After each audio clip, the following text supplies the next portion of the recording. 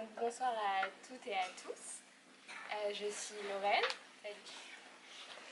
vice-présidente de Humans for Women et fondatrice de la Feminist Tech. Et donc je vais vous présenter notre belle association. Donc on est une association qui lutte pour l'égalité dans le monde et pour défendre les droits des femmes. On a 3 pôles d'action. Un pôle d'e-sensibilisation avec des conférences, des campagnes sur les médias. En termes de conférences, je vous rappelle que le mardi prochain, on fait une conférence sur les violences faites aux femmes sur le chemin de l'exil en Sorbonne, si ça vous intéresse. On a une sage-femme de l'Aquarius qui intervient, un juge à la Cour nationale du droit d'asile, enfin bref, intéressant, il faut en parler. Et donc je disais sensibilisation, conférences, on a un pôle presse qui fait des articles sur des sujets d'actualité. Dernier article, c'est sur la PMA pour toutes. Allez lire notre blog.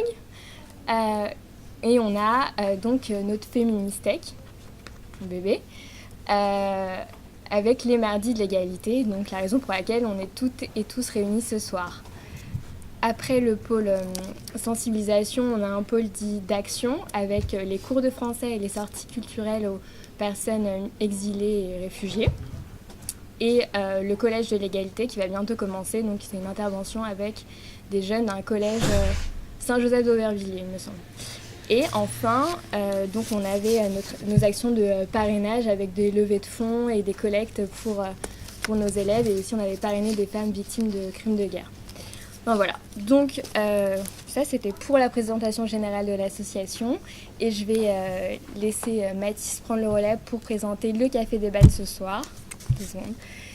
Et je remercie donc nos intervenantes, bien évidemment pour leur présence, et toutes et tous pour être là ce soir sur un sujet aussi important que la culture du viol. Voilà.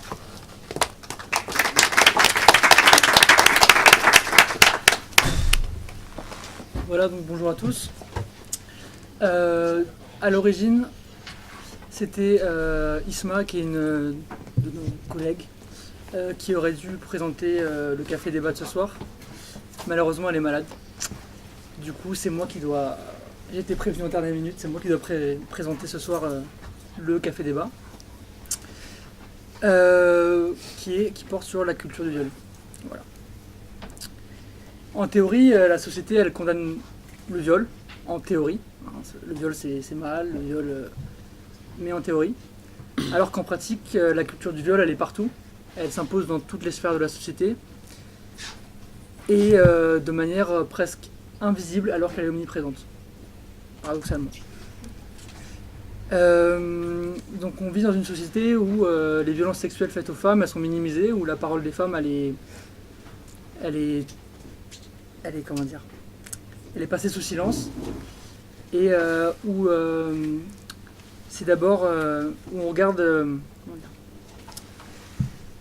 et on vit dans une société voilà, où les agresseurs sont relaxés et où la justice condamne quasiment pas les viols. Alors qu'on recense 45 viols par heure qui sont déposés, 45 plaintes de viols par heure qui sont déposées à la police, et il y a un seul 1% des viols qui sont condamnés en assises. Donc la culture du viol, c'est... Voilà. Pour présenter le débat de ce soir, nous recevons Adélaïde Bon, une autrice de La petite fille sur la banquise, et la médecin Dr Trincard, médecin légiste, qui va venir nous parler de la culture du viol. Pardon. Voilà. Est-ce que vous pouvez vous présenter un peu Alors, donc moi je suis Adélaïde Bons. Le livre qui est là, qui s'appelle La petite fille sur la banquise, est un récit de cette longue quête, combat qu'a été ma vie de 9 ans à, disons, il y a 2 ans. Où à 9 ans j'étais victime de viol par un pédocriminel en série. J'ai mis des années à nommer ce qu'il m'avait fait, des années à retrouver la totalité de ce qu'il m'était arrivé. J'ai eu ce qui s'appelle une amnésie traumatique partielle. Des années à chercher, à combattre, à pleurer, à avoir honte, à me sentir coupable, à vivre dans cette société de la culture du viol, et petit à petit à discerner, à distinguer, à faire la part des choses, à faire les liens, à guérir enfin, et voilà, c'est ce que raconte ce livre. Et moi, ce soir, j'ai vraiment envie de vous parler de comment la culture du viol, c'est un problème sémantique, lexical, et de comment elle colonise nos esprits, nos façons de regarder le monde, de penser la sexualité. Voilà, ce genre de choses, quoi. Judith. Donc moi je suis Judith Trincard, je suis médecin de santé publique, je suis médecin légiste et médecin addictologue. Donc je prends en charge des personnes toxicomanes et des personnes alcooliques. Au passage, je voudrais souligner, parce qu'on est dans une société qui discrimine beaucoup les personnes qui sont alcooliques et toxicomanes. Et je voudrais souligner que beaucoup de ces personnes le sont à la suite notamment justement de violences sexuelles. La très grande majorité d'ailleurs, violences sexuelles qui n'ont pas été reconnues, qui n'ont pas été prises en charge ni par le système sanitaire ni par le système judiciaire. Et ces personnes, des années après, développent des maladies alcooliques et des situations de dépendance aux toxiques stupéfiants ou médicaments pour pouvoir soulager leurs souffrances qui sont en lien avec ces violences sexuelles qui n'ont pas été prises en charge. Je suis également secrétaire générale de l'association Mémoire traumatique et victimologie, présidée par le docteur Muriel Salmona, que vous connaissez peut-être, qui est une association qui étudie et lutte contre toute forme de violence, mais notamment les violences sexuelles. Je suis particulièrement en charge du dossier prostitution au sein de cette association. Et je suis également membre du conseil d'administration de l'association L'Amicale du Nid, qui est une association qui prend en charge et réinsère les personnes en situation de prostitution. D'accord. Merci. Qu'est-ce que c'est, d'ailleurs, pour présenter un peu la culture du viol, même si qui est un concept peut-être un peu compliqué à cerner dans une société où c'est pas forcément évident de... Ouais. Qu'est-ce que c'est la culture du viol aujourd'hui et dans notre société, et comment on peut cerner les contours un peu de la manière dont ça s'exprime? Alors, bon, la culture du viol, c'est notre culture. C'est la culture dans laquelle on est né, c'est la culture dans laquelle on baigne, et c'est la culture qui irrigue toutes les publications, les films, les paroles médiatiques. Voilà. Elle est particulièrement difficile à discerner parce qu'elle est la nôtre. C'est pas une culture exotique qu'on découvrirait à 30 ans en allant faire un voyage lointain. C'est une première chose. Et la culture du viol, c'est un système, c'est une organisation qui permet d'invisibiliser les violences faites aux femmes, de les banaliser, de les nier et de renverser la culpabilité de la victime sur exactement ce que je viens de faire, de renverser la culpabilité de l'auteur sur la victime. Voilà, non, en gros. C'est à peu près ça. On peut aussi exprimer la culture du viol. Moi, je vais être... Adélaïde, elle va vous parler des mots. Moi, je vais vous parler un petit peu plus de clinique, de chiffres. Hein, c'est ma partie. On estime qu'en France, il y a à peu près 260 000 viols et tentatives de viol par année. On estime qu'il y a 10% des victimes qui portent plainte. Donc, c'est très peu. Et pourquoi aussi peu de victimes portent plainte? C'est justement parce qu'on est dans une culture qui dénie ces violences, qui dénie le droit à la parole pour les victimes. Tout est fait pour que y ait ce renversement de honte et de culpabilité qui passe de l'auteur à la victime. Et tout est fait pour étouffer la parole des victimes et leur faire comprendre que si elles parlent, que si elles s'expriment, ça va être tellement difficile pour elles, ça va être tellement dangereux pour elles, ça va être tellement éprouvant pour elles, que finalement il est mieux pour elles de se taire que de parler. Et ces 10% de victimes qui portent plainte, ça va aboutir à 3% seulement de condamnation.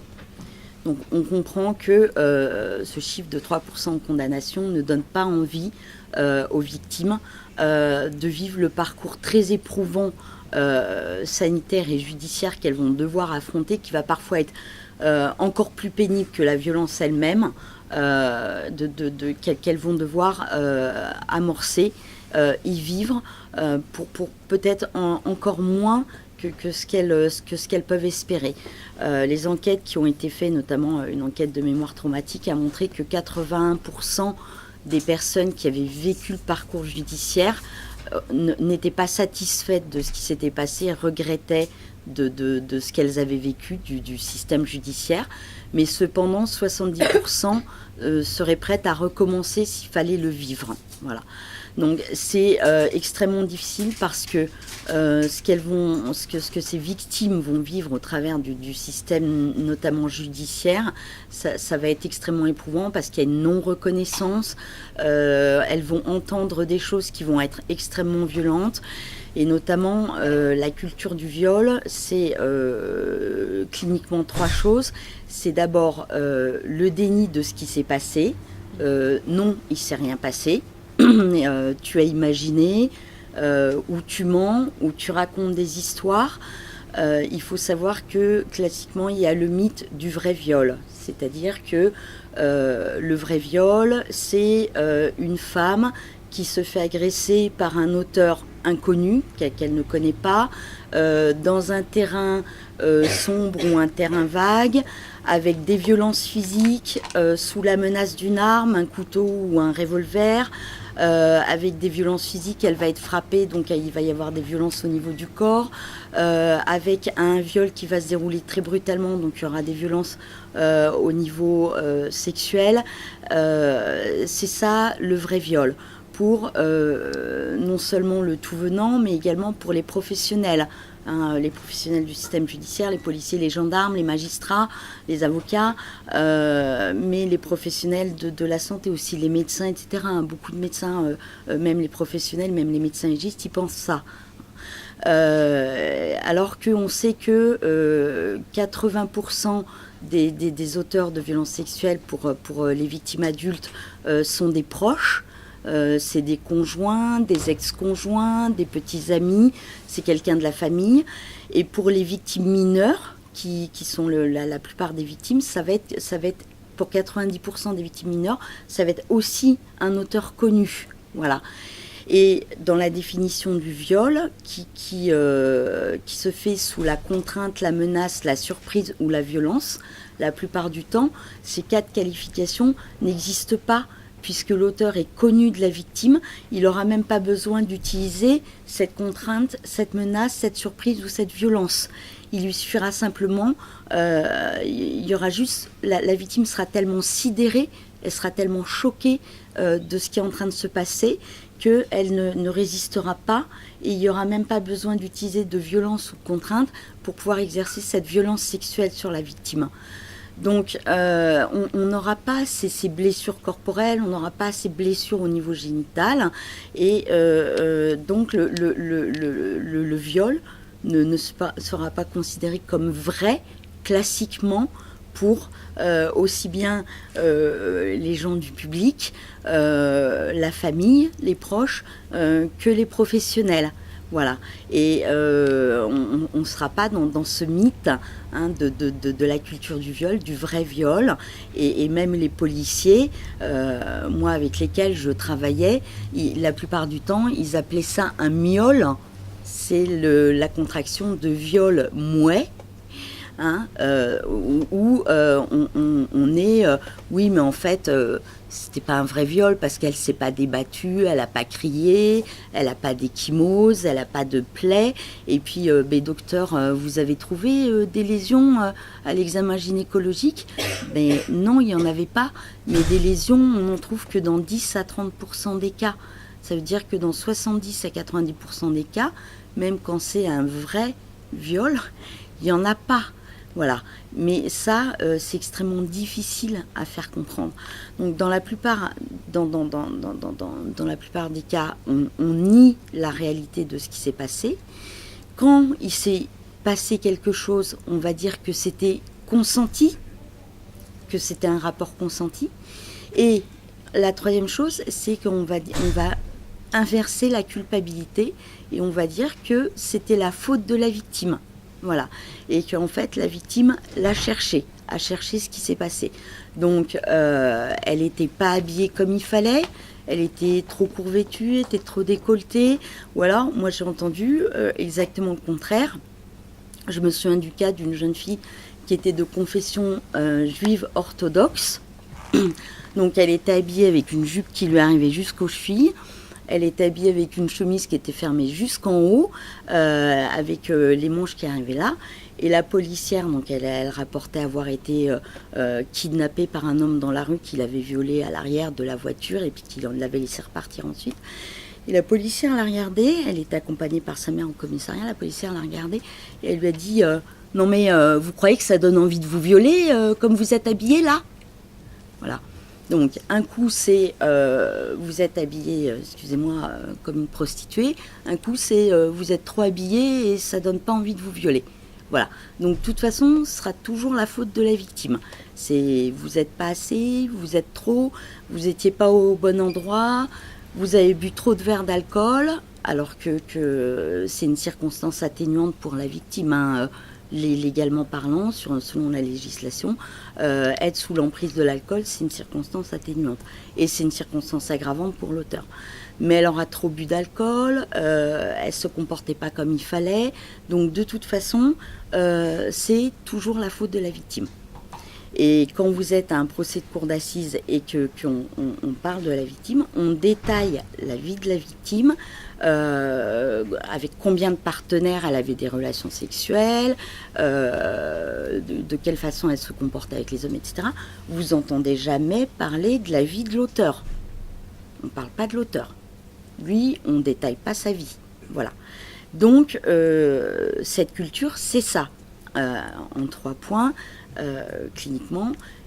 Premier point, il ne s'est rien passé. Ensuite, quand il s'est passé quelque chose, de toute façon, c'était pas une agression, c'était consenti. Ensuite, troisième point, quand on arrive à montrer que c'était pas consenti, que c'était bien une violence, bah, cette violence, c'est la victime qui en est responsable et qui l'a provoquée de toute façon. Et l'auteur, il trouvera toujours plein de gens pour dire que lui, il était gentil, que c'est pas possible qu'il ait fait ça. Il y aura sa maman qui viendra pour dire « Ah mais c'est mon fils, je le connais, c'est pas possible qu'il ait fait ça. Ah mais c'est mon frère, je le connais, il peut pas avoir fait ça. » Son ex-femme qui dira non, etc., etc., etc.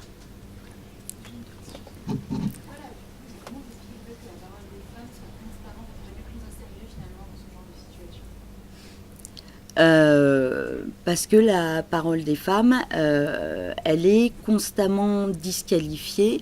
On est dans une société patriarcale où on voit que en fait le viol, moi j'ai toujours parlé de violence sexuelle et au départ ça gênait beaucoup mes collègues médecins légistes. D'ailleurs quand je suis arrivée, la prise en charge des viols, on appelait ça AS, c'était les initiales pour agression sexuelle. Et moi, ça me choquait parce que un viol, c'est pas une agression sexuelle. Agression sexuelle, c'est quand il n'y a pas de pénétration. Donc j'ai dit, mais enfin non, là, on prend pas en charge une AS, on prend en charge un viol. Voilà, faut remettre les mots au bon endroit. Voilà.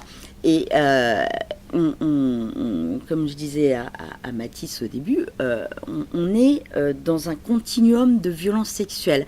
Dans notre société, c'est aussi ça la culture du viol, c'est qu'on part de petit pour aller au plus violent, où on commence avec les insultes sexistes et on finit par le système organisé de la prostitution.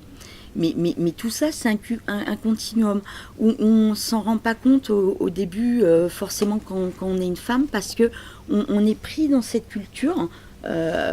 Où Adélaïde, elle disait, c'est notre culture. Effectivement, c'est notre culture. Et on est dedans depuis qu'on est toute petite, depuis qu'on est une petite fille.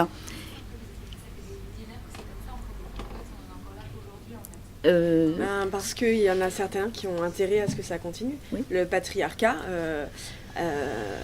donne beaucoup d'avantages, des avantages gigantesques sur le corps des femmes, sur les capacités des femmes. La culture du viol, c'est d'abord une culture punitive, disciplinaire, hein, d'une certaine manière. Ça permet que les femmes restent bien à leur place, c'est-à-dire à une place subalterne, qu'elles ne viennent pas demander des avantages auxquels elles n'auraient pas accès. Ça permet de disqualifier d'emblée leurs compétences parce qu'une personne qui a été victime de violences sexuelles, elle va avoir tout un tas de symptômes post-traumatiques qui vont la rendre très affaiblie dans ses compétences, qui vont être une perte de chance pour elle et donc du coup elle va avoir du mal à avoir un emploi tenu, etc., etc. Enfin, elle va avoir tout un tas de symptômes.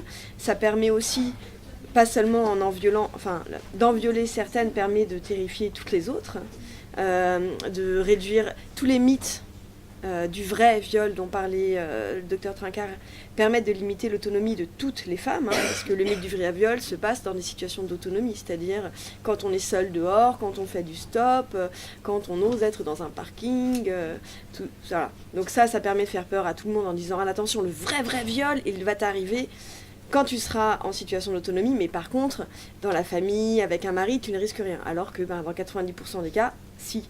L'endroit le plus dangereux pour un enfant, c'est sa maison. Donc ça permet, il faut que... Il y a plein de garçons, cette assistante, c'est chouette. Mais bien sûr, il va falloir rééquilibrer les avantages des uns et des autres. C'est pas si simple.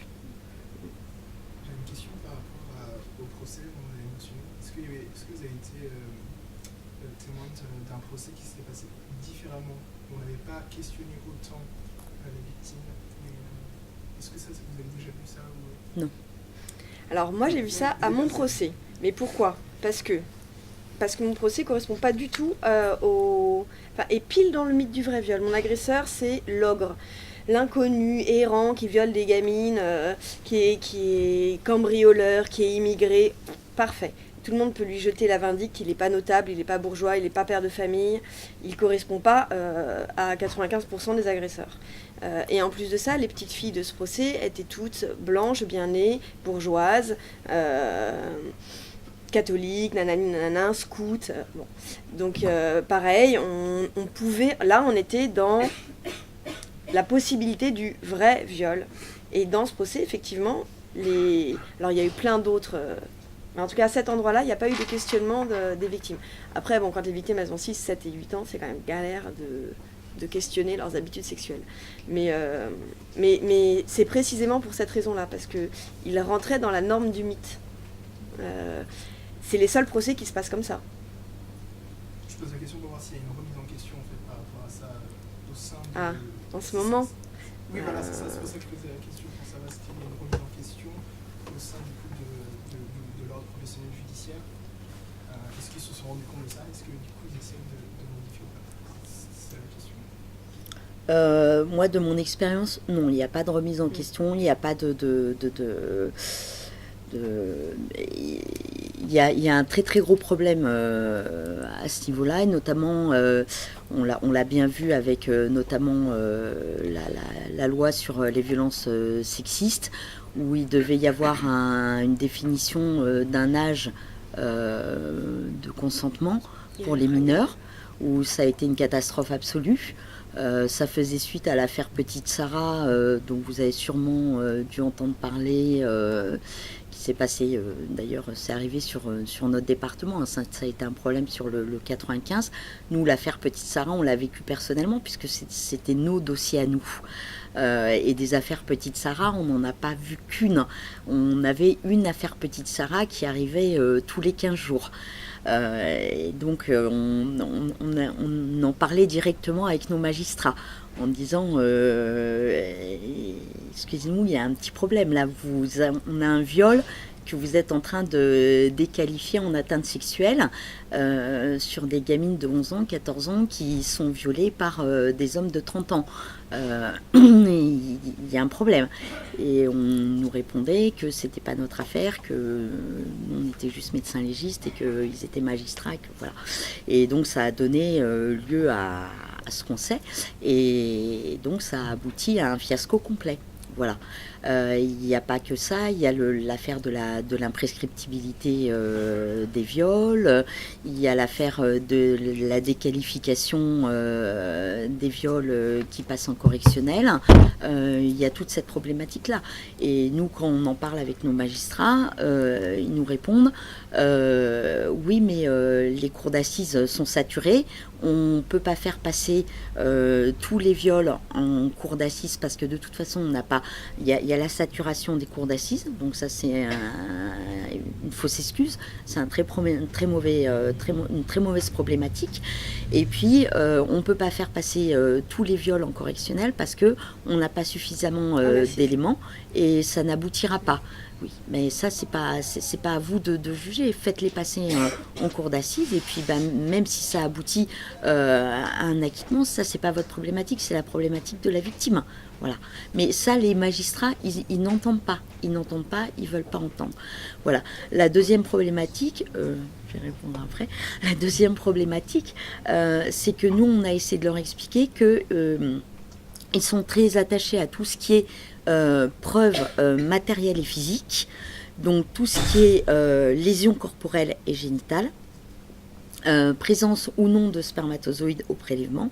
Et nous, on a essayé de leur expliquer qu'il y avait aussi ce qui était preuve psychologique, et notamment état de stress post-traumatique, présence de dissociation, présence de sidération, toutes ces évaluations psychologiques qui sont extrêmement importantes, qui montrent qu'effectivement la victime elle a été traumatisée, que la victime elle a été victime de violences graves, et que ces preuves-là, elles sont tout aussi importantes que les preuves physiques.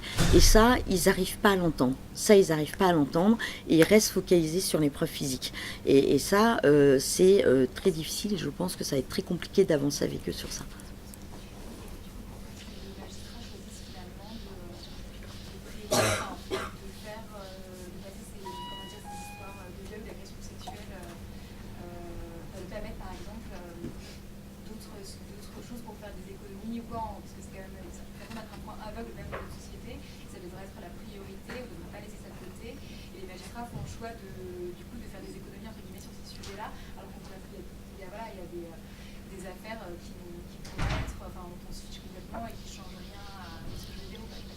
Alors, on a essayé de leur expliquer aussi, on s'est dit on n'arrive pas à les toucher sur le plan empathie, compassion, parce qu'on a essayé de leur expliquer, voilà, c'est pas des dossiers, c'est des vraies personnes, ça génère ça sur le plan psychotraumatique, ça va, voilà, etc.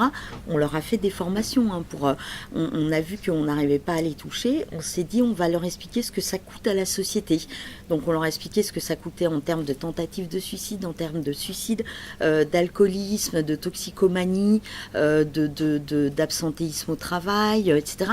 On leur a dit combien de milliards ça coûtait à la société de ne pas prendre en charge correctement sur le plan sanitaire et sur le plan judiciaire les victimes de psychotraumatisme et les victimes de violences sexuelles au sens large.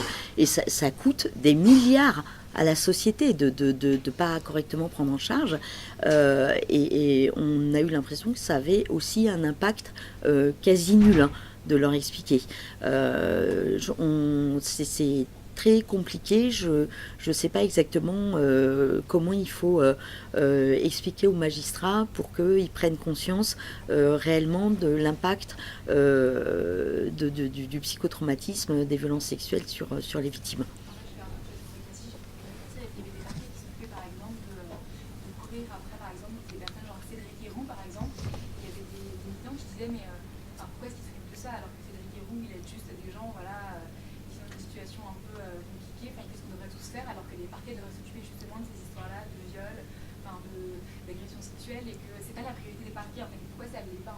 Mais précisément parce qu'on est dans un pays de la culture du viol.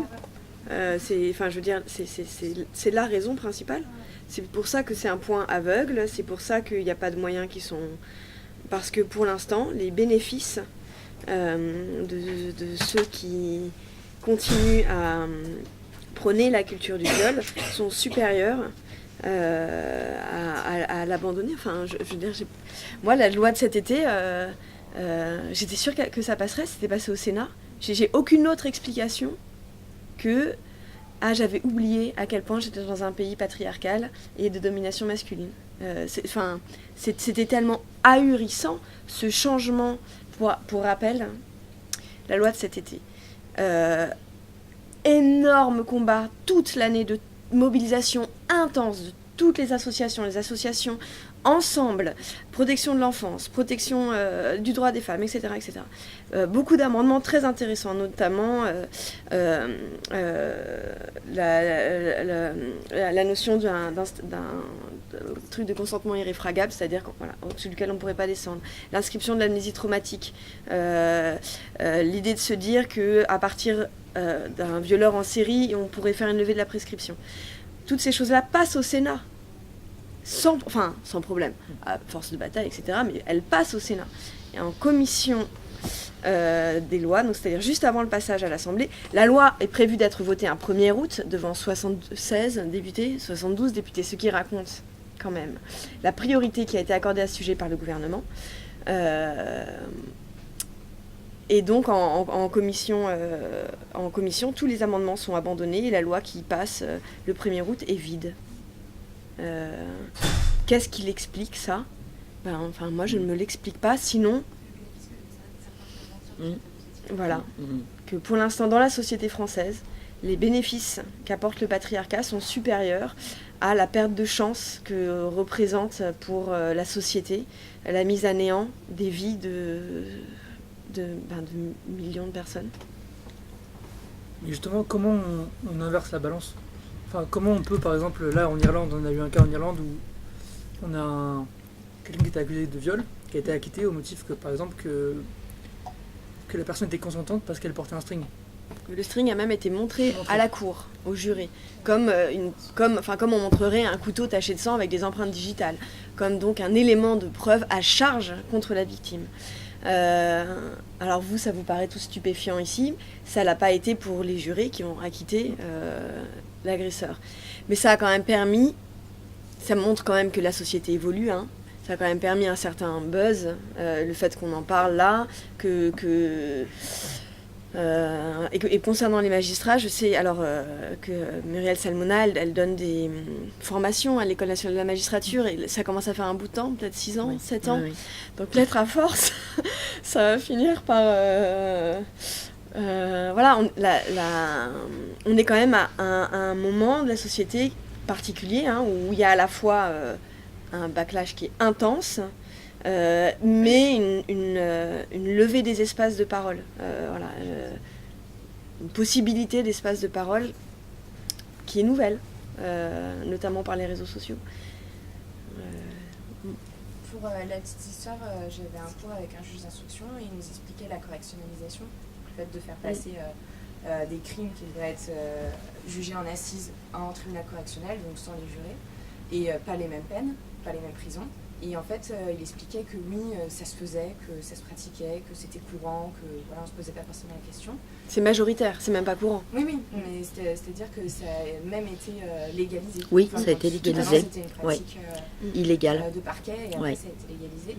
Et en fait, il expliquait que bon, ça se fait, et après, on débute sur la conversation et on parle de braquage avec violence et armes, et il dit non, là on va pas correctionnaliser, c'est super grave. Et là, c'est peut-être bête. N'importe qui non-juriste ouvre un code pénal, moi je lis qu'il y a les violences faites aux personnes et ensuite les violences faites aux biens. Donc c'est-à-dire qu'au bout d'un moment, qu'est-ce qu'on met en priorité ? Et le viol fait partie des crimes, c'est les infractions les plus graves. Donc c'est vraiment un non-sens. Et donc du coup, la seule possibilité, c'est que ce soit volontaire de le nier. Donc comme vous le dites, c'est la seule possibilité, c'est que les magistrats ne l'entendent pas et qu'ils peuvent nous dire non, un braquage c'est quand même plus grave qu'un viol.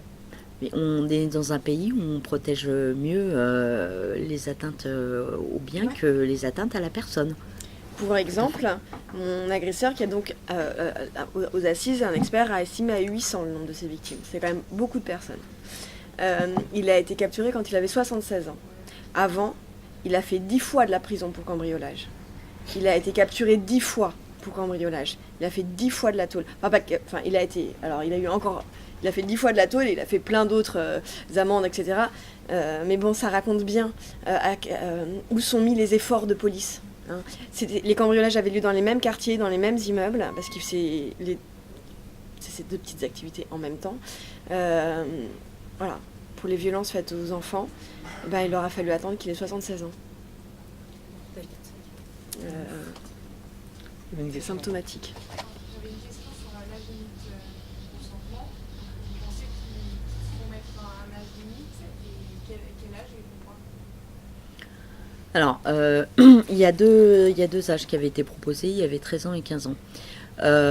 Oui, il faut mettre un âge limite parce que c'est un être en construction, un enfant. Hein, psychologiquement, il n'est pas mature. Et surtout pour avoir un rapport sexuel consenti avec un adulte. Voilà, un adulte qui vient l'aborder, une petite fille de 11 ans ne peut pas consentir un rapport sexuel avec un homme de 28 ans. Voilà. Donc oui, il faut un âge seuil en dessous duquel il n'y a pas de consentement possible d'un enfant à un rapport sexuel avec un adulte. Voilà. Partout en Europe, tous les pays en Europe ont un seuil en dessous duquel il n'y a pas d'âge, il n'y a pas de consentement possible à un rapport sexuel avec un adulte. Il n'y a que la France qui n'a pas ça. En France, il y a juste une jurisprudence qui existe, qui détermine que l'âge de consentement, c'est 5 ans. Voilà. Donc ça veut dire que votre fille de 6 ans, selon la loi, elle peut avoir un rapport sexuel consenti avec un monsieur de 30 ans. Voilà. Voilà. Entre 13 et 15 ans, peut-être que c'est un peu plus en débat. Vous pensez que quel âge est Entre 13 et 15 ans? Oui, 13, 15, je sais pas, ou 14. Clairement 15 ans. Voilà, hein, clairement 15 ans. Parce que nous, on a eu une gamine à l'UMJ de 14 ans qui a été violée par un monsieur de 28 ans, qui l'a mise enceinte, qui lui a filé le sida et elle a dû faire une IVG. Moi, je pense qu'à 14 ans, clairement, une gamine, elle n'est pas en état psychologique de supporter ça. Voilà. À 14 ans, on n'est pas terminé. Voilà. Et je pense que clairement, 15 ans. Voilà. Et moi, personnellement, ça aurait été moi, j'aurais mis encore au-dessus. Mais voilà, pour moi, l'âge minimum, c'était 15 ans. Je challenge un petit peu, mais si la preuve est irréfragable, du coup, ça veut dire qu'un adulte qui aurait une relation avec une personne de 15 ans, ça veut dire que dans tous les cas, ça serait considéré comme un viol. Oui. Voilà. Après, effectivement, il y a les relations entre... voilà. Mais comme ça, on est sûr que les enfants sont protégés. Voilà.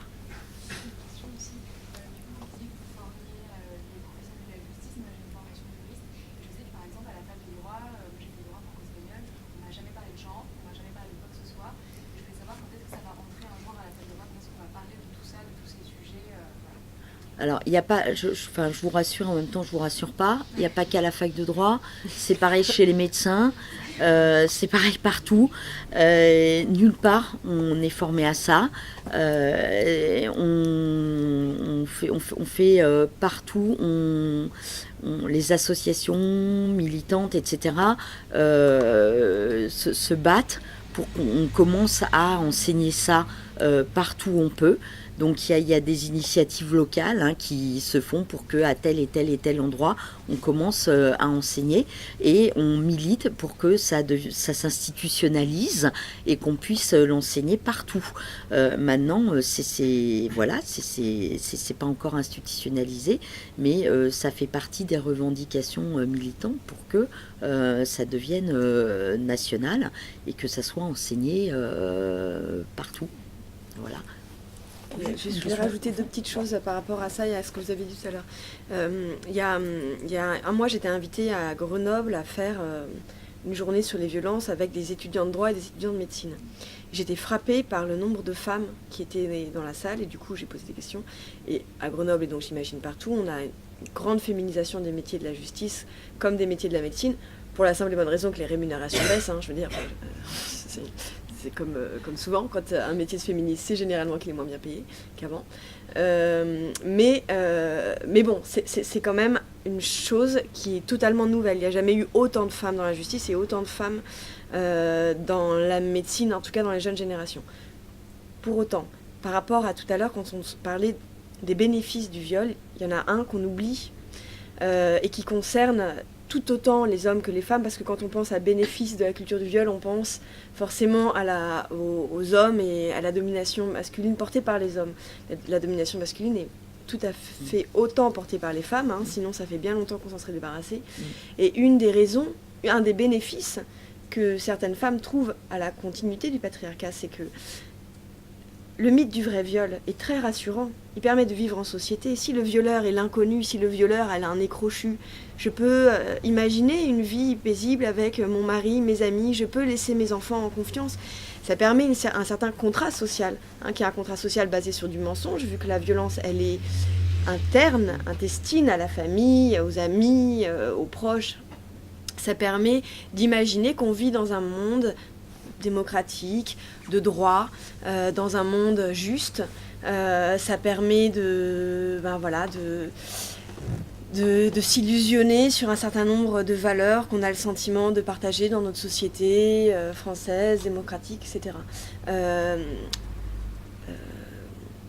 Nier la présence de la violence au cœur de la société, dans les endroits, parce que la violence s'exerce dans la famille. Les endroits où elle s'exerce le plus, les violences sexuelles, c'est dans la famille, dans les structures médicales, dans les associations. Les personnes les plus victimes, c'est les handicapés, les enfants. C'est une société odieuse, la société réelle. Elle est insupportable. Et un des bénéfices de la culture du viol, c'est de faire semblant de vivre chez les bisounours. Et c'est un bénéfice qu'il ne faut pas oublier. Il y a quand même beaucoup de gens qui préfèrent vivre chez les bisounours. C'était un petit... Selon vous, quelle est la place aujourd'hui des violences sexuelles faites aux hommes dans la société? Parce que je parle d'une femme sur 4 qui est agressée durant sa vie, mais aussi un homme sur 6. Et c'est quelque chose qu'il faut pas oublier. Cette violence qui est perpétrée majoritairement et de manière écrasante par des hommes. Bien sûr, il y a beaucoup d'hommes victimes. Il y a des viols d'hommes adultes, par des hommes adultes. Il y a beaucoup de garçons victimes. Et c'est encore une fois une question de domination. On n'est pas dans la sexualité, dans la violence. Ça, peut-être qu'il faut qu'on en parlera après.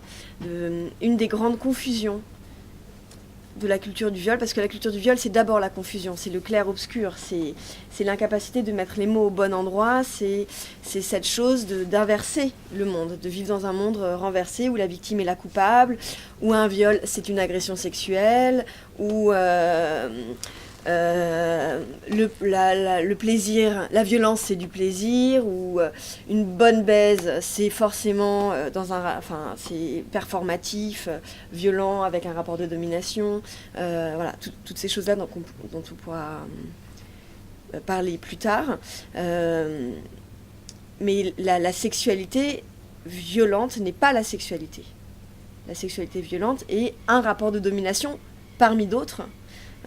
Où quelqu'un utilise quelqu'un d'autre pour exercer sa toute-puissance.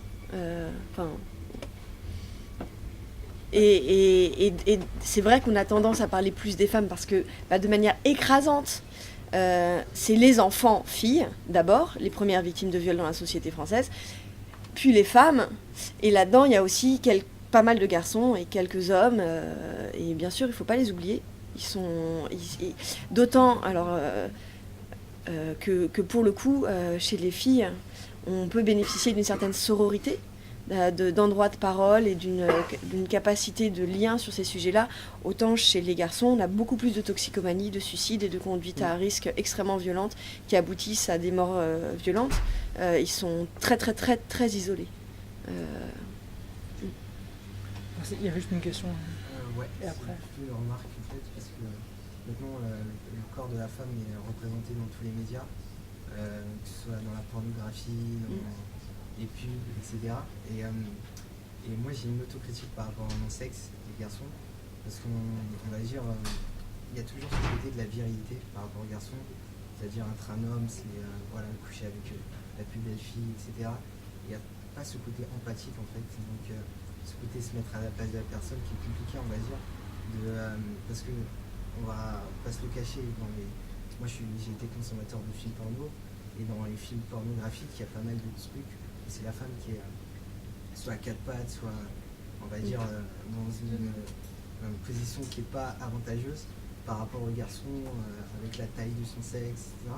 Donc il y a toujours ce côté, on va dire, de virilité pour les garçons et de côté... Passivité. Ouais, pour les passivité filles. côté des filles. Et c'est ça qui... Et je trouve que, on va dire, c'est bien de se battre, qu'il y a beaucoup de femmes, mais je pense que la solution passera par les hommes et passera par leur éducation sexuelle. Et peut-être à 14 ans, j'aurais pas utilisé un site internet et j'aurais peut-être lu un livre, un bouquin, mais je ne l'ai pas fait comme la plupart de mes camarades de classe. Et donc je pense que c'est dû à ça que, on va dire, je pense qu'on n'est pas violent, on devient violent en fait. Et je pense qu'il y a pas mal de gens, ils sont motivés par leur pulsion sexuelle, etc. Alors, pulsion sexuelle, attention, mais tout le reste, parfait. Juste le dernier mot de la fin, là, on va en parler. Mais bien sûr, la culture du viol, c'est d'abord une culture. Et les films pornographiques servent tous cette culture du viol, où les hommes sont dominants, où la virilité passe par... la désignation de l'homme passe par la domination, la violence, mais c'est pas nouveau, c'est pas... je vais vous faire un petit... Ah non, peut-être d'abord on fait le petit point sur pulsion. Ça n'existe pas, juste que ce soit clair. Il y en a pas, ça n'existe pas. Personne, tout d'un coup, sort de chez lui, il a envie de baiser quelqu'un, et tout d'un coup il viole quelqu'un. Non, ça n'existe pas, personne n'en a jamais vu, il n'y a pas de... rien, il y a zéro, il n'y a pas de cas, ça n'existe pas les pulsions sexuelles chez les hommes, il n'y en a pas. Et chez les femmes non plus d'ailleurs, la nymphomanie par exemple, c'est un symptôme de stress post-traumatique.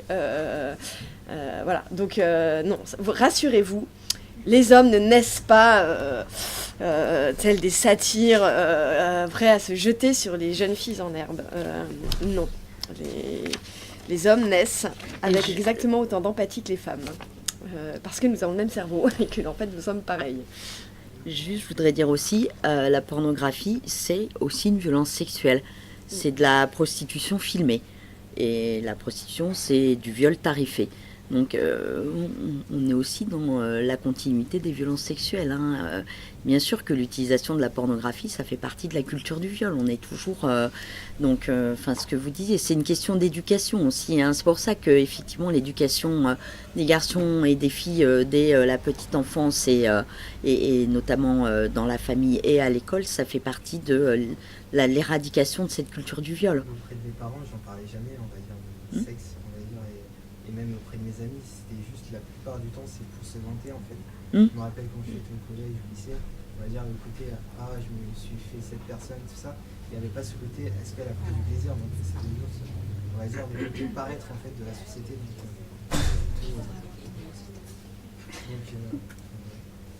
Il y avait une personne qui voulait poser une question là-bas, qui n'a pas posé une question depuis tout à l'heure. Par l'âge, j'ai terminé le consentement possible ou non d'un enfant. Et je me suis posé la question de la majorité sexuelle sans être un grand moi, si je me souviens bien, et je voulais savoir s'il y avait un lien possible entre les deux, si la majorité sexuelle pourrait être considérée comme étant un âge où on peut consentir ou non. Il n'y a pas de majorité sexuelle légale en France. Non, il n'y en a pas. Non. Il y a simplement, par rapport à la définition du mariage forcé, une définition d'un âge à partir duquel il est possible d'autoriser une dérogation par rapport à une autorisation de mariage. Mais en réalité, en France, il n'y a pas de définition de majorité sexuelle. Ça n'existe pas. Oui. Rien. Non. Non. Mais comment vous expliquez le fait de ne pas mettre d'âge limite pour un acte sexuel? Donc on estime que l'enfant a la capacité mentale de pouvoir analyser ces choses-là, mais paradoxalement à côté on met la limitation du permis de conduire à 18 ans. Oui, et ben voilà. De boire de l'alcool à 18 ans, de voilà. voter à 18 ans. Voilà. À quel moment ils égalisent les choses? Qu'est-ce qui se passe dans leur tête pour minimiser cette chose-là et mettre autant d'importance sur des choses qui au final n'en ont aucune à côté de ça? Sur quoi ils jugent la capacité d'un enfant à être oui ou non consentant par rapport à la mentalité adéquate pour pouvoir conduire ou boire? Eh bien, par rapport à la loi, sur le plan des violences sexuelles, l'enfant est considéré comme l'adulte. C'est lui qui doit montrer des preuves de son non-consentement. voilà.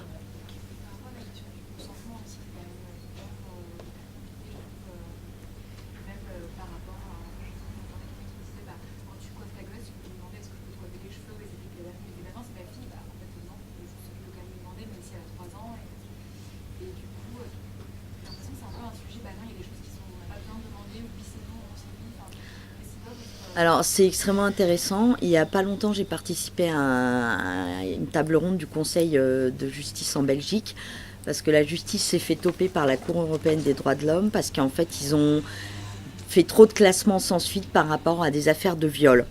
Et donc, ils se sont fait épingler sur ça.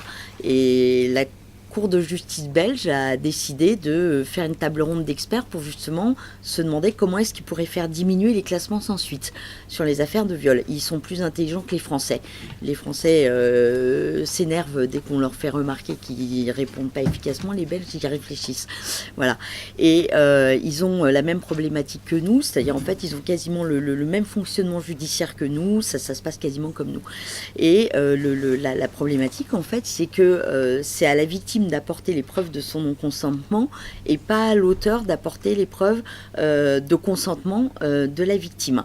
Et effectivement, la question que vous posez, c'est tout simplement quand on désire avoir un rapport sexuel avec quelqu'un, c'est dire est-ce que t'as pas envie de baiser avec moi. Ça paraît tout bête, hein, c'est tout simple. On rencontre une fille dans une soirée, est-ce que tu veux pas avoir un rapport sexuel avec moi?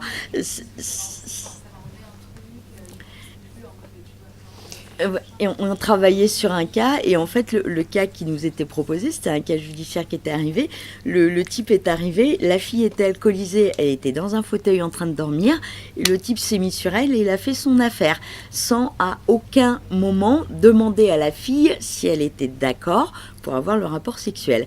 Et donc lors du procès, c'était hallucinant parce que à aucun moment il a été demandé à l'auteur d'apporter des preuves que la victime avait donné son consentement au rapport sexuel. Il a été demandé à la victime de donner des preuves de son non-consentement. C'était hallucinant. Et en fait, je me suis pris la tête avec un juge d'instruction à table ronde. On s'est quasiment engueulés tous les deux parce qu'il me disait « Mais madame, la loi, c'est d'apporter les preuves de non-consentement. » Et je disais « Mais c'est délirant, quoi. Il faut juste demander au type de donner des preuves de consentement de la victime. Il a un rapport sexuel avec elle. Le minimum, c'est de demander est-ce que tu veux, quoi. Et en fait, à la fin, le président du Conseil de justice me dit il y avait déjà une dame qui était experte et qui disait on va modifier certainement la loi dans ce sens-là, et que très certainement, dans l'avenir, la loi, elle va être amenée à être modifiée, et effectivement que l'inversion de la charge va se faire, et qu'on sera amené à demander à l'auteur d'apporter des preuves de consentement, parce que là, c'est complètement délirant, quoi. Et juste pour aller continuer là-dessus et rebondir sur ce que vous disiez tout à l'heure, cette question du consentement, elle me fait penser aussi à la soi-disant zone grise du harcèlement sexuel. Hein. Tout ça est un peu le même débat. Mais c'est aussi une rééducation des garçons à qu'est-ce que c'est qu'un corps consentant. C'est quand même pas la même chose de faire l'amour avec une femme dont le corps est vibrant, chaud, mouvant, où les mains sont actives, inventives, créatives, où ça frissonne de partout et où ça rigole et où c'est vivant, c'est brûlant, voilà. Et de le faire avec quelqu'un qui attend que ça passe, quoi. Un corps froid, inerte, immédiatement, un garçon devrait se dire « Oh putain, je suis en train de faire une énorme connerie, c'est pas normal voilà. ». Sauf si on est nécrophile. Voilà, c'est ça, sauf si on est nécrophile. Non. Donc il y a quand même vraiment une éducation, et c'est complètement lié à la pornographie. Hein. Dans la pornographie, le corps des femmes est passif, il laisse faire, il n'est pas créatif, pas vivant, pas vibrant. En tout cas, dans... Ouais. Mais la vulnérabilité, pardon, elle n'est pas justement liée à ce mot qui est consentement et qui ne fait pas justement écho à un désir, mais vraiment à quelque chose qui peut être... qui est vraiment pas clair, en fait. Et le mot, je trouve, consentement, il est déjà problématique. Je suis tout à fait d'accord avec vous. Moi, je pense que le mot consentement, c'est une étape. Dans le sens où aujourd'hui, on a besoin de ce mot pour faire comprendre à certaines personnes qui ont du mal à comprendre. Mais en vérité, le mot consentement est déjà un mot de la culture du viol. Parce que on est déjà dans la transaction, dans le... Enfin, il pose plein de problèmes, ce mot. Bon. Mais c'est une étape. Ça permet de formaliser. Et ça en rassure certains. Je dirais ça, moi. Enfin, ouais. Oui. Et juste peut-être pour le mot à utiliser, ce serait peut-être plutôt le désir. C'est ça qui, je pense, est plus marquant dans ce genre de situation. Moi, je m'en fiche qu'on utilise consentement. Il y a beaucoup de femmes qui utilisent demander qu'il y a un viol en fait. Enfin, je peux dire, tu veux, tu veux pas. Et voilà, il y a plus ça éviter des viols. Enfin, moi, je préfère utiliser consentement, mais si c'est moche, enfin, je sais pas, je trouve ça un peu. Ouais, puis il y a aussi la problématique dans le consentement que si la victime est... Enfin, combien il y a de oui qui en fait veulent dire non. Voilà. Le problème du consentement, c'est tu veux ou tu veux pas. Ben, je veux parce que j'ai pas le choix là, de toute façon, vu comment tu me demandes. Ça changerait si on changeait de mot, ça changerait quelque chose. Ben, j'en sais rien. Je pense que tout ça est une éducation à faire, profonde. Et, et un retour au corps aussi. Hein. C'est parce qu'on est dans une société qui est de plus en plus détachée des corps. Et que qu'est-ce que c'est qu'un corps vibrant, un corps vivant, ben, c'est pas si simple. C'est pas si simple quand on vit dans une mégalopole et qu'on passe nos loisirs sur des écrans. D'abord, bonjour. Moi j'ai deux questions du coup. Savoir quelle différence il y en a une entre la culture du viol et le patriarcat. Si on a besoin de les différencier, est-ce que les définitions différentes et comment ça interagit. Et la deuxième, sur l'administration de la preuve, en fait, je me demandais s'il y avait seulement dans les cas de viol ou parfois la violence psychique, en fait, l'administration de la preuve des violences psychiques peut prendre le dessus sur l'administration de la preuve de la violence physique. Ou est-ce que c'est vraiment une particularité du viol qui fait qu'en plus c'est un cas à part au niveau judiciaire? Est-ce qu'il y a, pour dire ça différemment, est-ce qu'il y a d'autres affaires qui ne sont pas des affaires de viol où en fait des preuves psychiques seraient nécessaires pour classer les affaires, accuser les personnes et qu'elles ne sont pas prises en compte non plus? Est-ce que c'est un peu un système judiciaire ou c'est très particulier pour le cas des viols?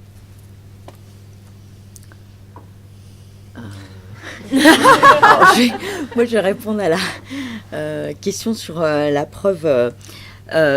C'est assez spécifique du viol parce que dans le cas du viol, on a un souci avec la preuve physique. Où, comme j'expliquais, sur le plan corporel, les lésions corporelles, elles sont très souvent absentes puisqu'on n'a pas ces violences physiques qui existent dans la majeure partie des cas. C'est très rare. Et sur le plan des lésions génitales, elles sont aussi le plus souvent absentes. Hein. C'est extrêmement rare d'avoir des lésions génitales dans un viol. Et même quand elles sont présentes, on tombe souvent sur un avocat de la défense qui va nous dire c'est un rapport sportif. Il se trouve que effectivement, il y a des rapports consentis où on peut avoir des lésions génitales. Donc, quand on tombe sur un avocat de la défense tordu, même quand on a des lésions au niveau gynécologique, l'autre il va argumenter que c'était un rapport consenti avec des lésions génitales. Donc ça va pas nous prouver que c'était un rapport non consenti. Même quand on a présence de spermatozoïdes au niveau des écouvillonnages, ça nous prouve simplement que effectivement l'auteur du viol était présent. Ça va pas nous prouver que c'était un rapport non consenti. Voilà.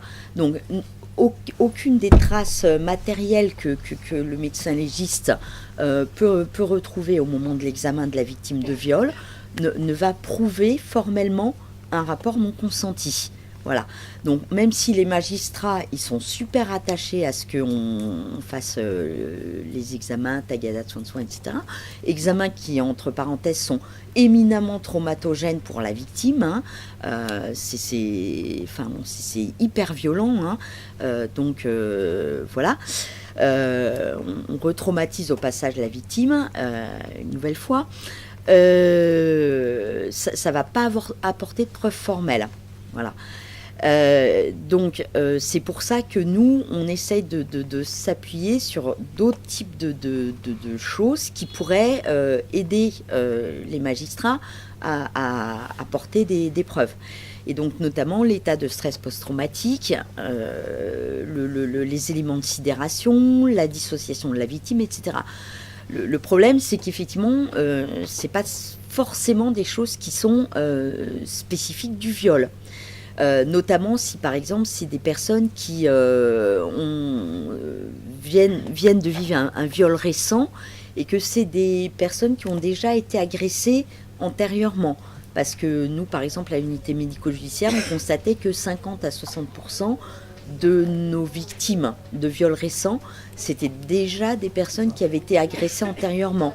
Et on le sait que les victimes de viols, de violences sexuelles, sont des personnes, quand elles ont été victimes de viols dans l'enfance, elles sont vulnérables à être de nouveau victimes de violences sexuelles.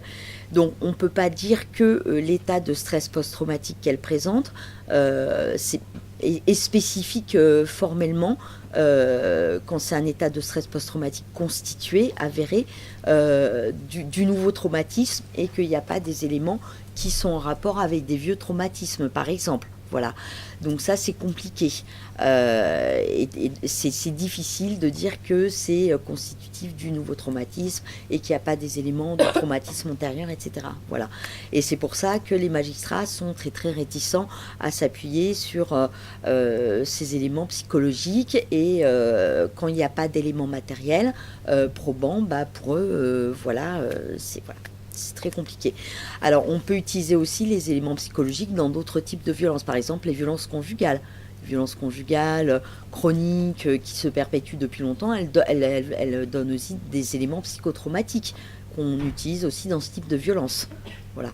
Mais c'est vrai qu'on en parle beaucoup dans les violences sexuelles, parce que comme dans les violences sexuelles, on a du mal avec les preuves matérielles, on essaye de s'étayer beaucoup des violences psychologiques.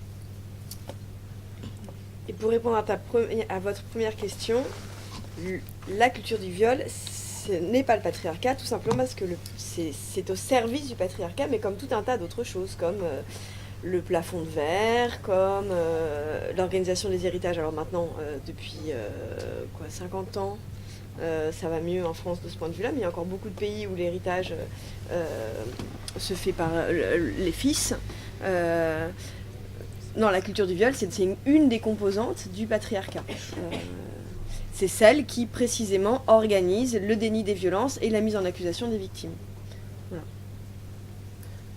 Je sais par rapport au système judiciaire, finalement, quand on est un peu victime, quand on touche un peu à ça ou qu'on est très loin, on se rend compte aussi qu'on attend souvent de la justice une réponse. Enfin, on attend que ça soit net, puisqu'on est ici en France et que, en tout cas, à titre personnel, je m'attendais à ce que ce soit aussi une réponse qui soit conséquente, en tout cas qui écoute. Et je trouve finalement qu'on est passé un mur, souvent. On va souvent déprécier ou sous-estimer ce qui est arrivé. Et en fait, face à ça, en tant que victime ou proche de victime, on se demande en fait quelles sont les solutions, quelles sont les alternatives, parce que, encore une fois, on est en France et on sait aussi qu'on va pas se comparer à d'autres pays, parce que finalement, c'est incomparable en fait ce genre de choses, mais malgré tout, on attend en fait à ce qu'il y ait une aide, du moins, et souvent, ça va être un conseil la prochaine fois de faire attention, enfin, des choses qui sont complètement absurdes, et je sais pas en fait si s'il y a des modèles en fait autres dans d'autres pays, dans d'autres institutions, je sais pas en fait qu'est-ce qu'on veut faire face à ça, parce que c'est un petit peu, ça apporte beaucoup de confusion finalement à la fin, et c'est compliqué aussi de trouver en fait des solutions. Je sais pas si Des solutions de quel point de vue? D'un point de vue juridique ou d'un point de vue de réparation? Un peu les deux. Ouais. Parce que juridiquement, en fait, malheureusement, on se rend compte parfois que ça va être très compliqué de se faire entendre. Mais alors, la réparation, où est-ce qu'elle se trouve à ce moment-là? Alors, comme je disais tout à l'heure, 81% des victimes se disent insatisfaites de la réponse judiciaire. Hein. Elles se disent maltraitées ou pas bien prises en charge par le système judiciaire. Il y a les personnes qui ont besoin du système judiciaire pour se reconstruire, et il y a celles qui n'en ont pas forcément besoin.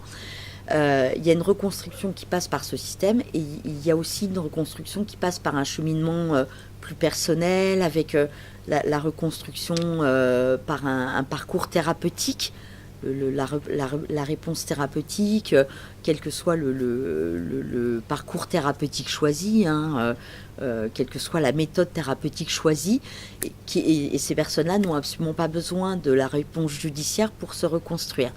C'est pour ça que tout à l'heure je parlais de l'imprescriptibilité, parce que maintenant, avec la prescription qui a été portée à 30 ans après l'âge de la majorité, ça s'est un peu allongé, mais effectivement il n'y a toujours pas d'imprescriptibilité. Donc il y a ces personnes qui vont forcément effectivement se heurter à cette limite de prescription, et au-delà, de toute façon elles n'obtiendront pas de réponse du système judiciaire, puisque pour elles ce sera fini, ça sera prescrit, donc de toute façon ça sera terminé pour elle, et il n'y aura plus de réponse.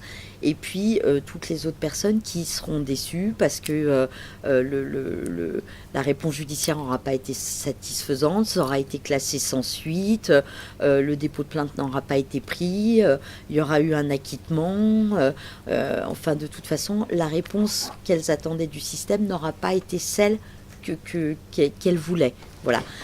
Il y a celles qui pourront s'en satisfaire, parce qu'il y a des personnes, même s'il y a eu classement sans suite ou acquittement, etc., au moins le système judiciaire aura pris en compte leurs paroles, et elles auront été quelque part entendues. Donc ce sera au moins déjà un soulagement. Et puis il y aura celles qui seront très très désappointées, parce que effectivement cette réponse n'était pas celle qu'elles attendaient. Elles attendaient une reconnaissance totale avec une condamnation lourde, et que la faute et voilà de l'auteur soit reconnue à la face de la société, etc. Voilà. Si effectivement c'est ça que la victime attend, elle sera très très déçue, et il faudra recommencer un autre parcours thérapeutique ou social, etc., puisque la réponse de la justice n'a pas été celle attendue. Il faudra se tourner vers autre chose. Il est clair qu'à l'heure actuelle, le système judiciaire ne répond absolument pas correctement à la demande des victimes. On ne peut pas, pour chaque procès, faire qu'effectivement ça réponde complètement à l'attente de chaque victime, parce que chaque peine ou etc. donnée ne sera pas forcément celle attendue. Mais effectivement, tout ce qui est dysfonctionnement judiciaire, à savoir dépôt de plainte qui ne sont pas pris correctement, survictimisation de la victime parce que on se moque d'elle, parce qu'on lui dit que c'est de sa faute, parce que on lui dit qu'elle n'était pas au bon endroit au bon moment, etc., etc. Tout ça doit être corrigé. Et c'est ce que s'attachent à faire toutes les associations qui travaillent sur le terrain, les associations militantes, etc., pour que les victimes soient bien prises en charge. Elles s'attachent à ce que tous ces dysfonctionnements-là cessent, et que les victimes soient enfin reconnues, et que la culture du viol s'arrête, et que, enfin voilà, on s'attache à tout ce que toutes ces choses-là s'arrêtent. Il est clair qu'il y a des pays où ça fonctionne bien mieux que chez nous, ne serait-ce que par exemple le Québec ou la Belgique, où les victimes sont bien mieux prises en charge, et où les dysfonctionnements qu'on connaît en France, je ne vous dis pas que c'est parfait, et que le fonctionnement est parfait, mais ça fonctionne quand même beaucoup mieux qu'en France. Donc il est possible de performer et d'améliorer ce qu'on fait chez nous, parce qu'il est clair que là, la prise en charge telle qu'on la connaît, et la maltraitance qui est due à cette culture du viol, elle est optimale chez nous. Et puis, on peut aussi, vu qu'on est dans ce pays-là, où la justice est si dysfonctionnelle, et qu'on a besoin de réparation. On a besoin de justice, on a besoin de réparation. Le droit à la justice, c'est un des droits fondamentaux des êtres humains. Alors je vous dis ça. Dans 2 semaines, moi je participe à j'ai une copine qui a été incestuée par son géniteur. Son géniteur s'est suicidé au moment de sa levée d'amnésie. Il n'y a pas eu de poursuite pénale, il était mort. On ne peut pas porter plainte contre un mort Enfin, en général d'ailleurs, je pense partout. Bon. Pour autant, elle a besoin de réparation et elle a besoin de justice. Et à force de tourner autour du pot, elle a décidé de faire un rituel. Et on fait ça dans 2 semaines. Elle a inventé une forme, elle a créé une manière à elle de se rendre justice en utilisant des symboles. Je ne sais pas encore exactement ce qu'on va faire. Je pense qu'on va cramer des trucs, je pense qu'on va beaucoup crier, je pense qu'on va pleurer, je pense que je sais pas très bien. Mais voilà, il y a des solutions symboliques possibles, à nous de les inventer, de les créer. On est un réservoir infini de beauté, de sagesse et de créativité. Et ensemble, on peut créer des formes nouvelles de réparation, des formes poétiques. La langue est un des endroits d'exercice des violences et de la domination masculine. On a ici Tiffaine qui se bat magnifiquement par les mots justement sur ce sujet-là, de rendre au féminin sa sacralité et de combattre la domination masculine à l'intérieur de chaque mot. On peut... voilà, enfin, il y a 1000 manières de combattre le sexisme. Et je crois que le terrain des mots est un terrain extrêmement important, parce que les mots, c'est la pensée. Les mots, c'est l'horizon. Voilà. Et bien sûr, quand on met les mauvais mots, quand on met les mots au mauvais endroit, on ne peut pas penser, on ne peut pas exercer sa liberté. Je vais vous lire un petit bout d'un truc, parce que je l'ai amené pour ça, et que je trouvais ça chouette. Et tout à l'heure, j'avais envie de le lire, et maintenant, voilà. Donc, c'est un petit extrait charmant que vous connaissez bien et que vous avez tous étudié à l'école républicaine, laïque et soi-disant non sexiste. Mais par ailleurs, ce petit passage que vous connaissez par cœur n'a jamais été expliqué, décortiqué en termes de domination. Le premier qui sait, lève la main. On goûte une douceur extrême à réduire par 100 hommages le cœur d'une jeune beauté, à voir de jour en jour les petits progrès qu'on y fait, à combattre par des transports, par des larmes et des soupirs, l'innocente pudeur d'une âme qui a peine à rendre les armes, à forcer pied à pied toutes les petites résistances qu'elle nous oppose, à vaincre les scrupules dont elle se fait un honneur et la mener doucement où nous avons envie de la faire venir. Mais lorsqu'on en est maître, une fois, il n'y a plus rien à dire, ni rien à souhaiter. Tout le beau de la passion est fini, et nous nous endormons dans la tranquillité d'un tel amour, si quelque objet nouveau ne vient réveiller nos désirs et présenter à notre cœur les charmes attrayants d'une conquête à faire. Enfin, il n'est rien de si doux que de triompher de la résistance d'une belle personne, et j'ai sur ce sujet l'ambition des conquérants qui volent perpétuellement de victoire en victoire et ne peuvent se résoudre à borner leurs souhaits. Il n'est rien qui puisse arrêter l'impétuosité de mes désirs. Je me sens un cœur à aimer toute la terre, et comme Alexandre, je souhaiterais qu'il y eût d'autres mondes pour y pouvoir étendre mes conquêtes amoureuses. Ah, c'est Don Juan. C'est donc une apologie du viol, quand même. Tout le vocabulaire sémantique, c'est celui de la chasse et de la guerre, le triomphe, la conquête, vaincre, les résistances, la victoire. Et on est dans la confusion de la culture du viol, l'amour, voilà, la passion, les larmes, les soupirs, les transports. On est vraiment très précisément dans une magnifique apologie de la culture du viol. Mais pour autant, ce passage que vous avez tous étudié à l'école ne vous a jamais été présenté comme tel par vos professeurs. Un petit moment Molière. Hop là. La pornographie n'a pas commencé, enfin je veux dire, l'apologie de la culture du viol n'a pas commencé avec la pornographie. Elle existe depuis bien longtemps et elle est... voilà. Oui. Ça serait bien de vous expliquer comment fonctionne la cour d'assises, notamment quel est le rôle de la jurée d'assises, parce que moi j'ai été juré d'assises, et Oui. Notamment, on doit répondre à une question. Oui, tout à fait. Et qui est déjà assez difficile à répondre. Alors, déjà la différence entre le tribunal correctionnel et la cour d'assises, vous la connaissez? Les étudiants en droit, oui, mais peut-être pas les autres.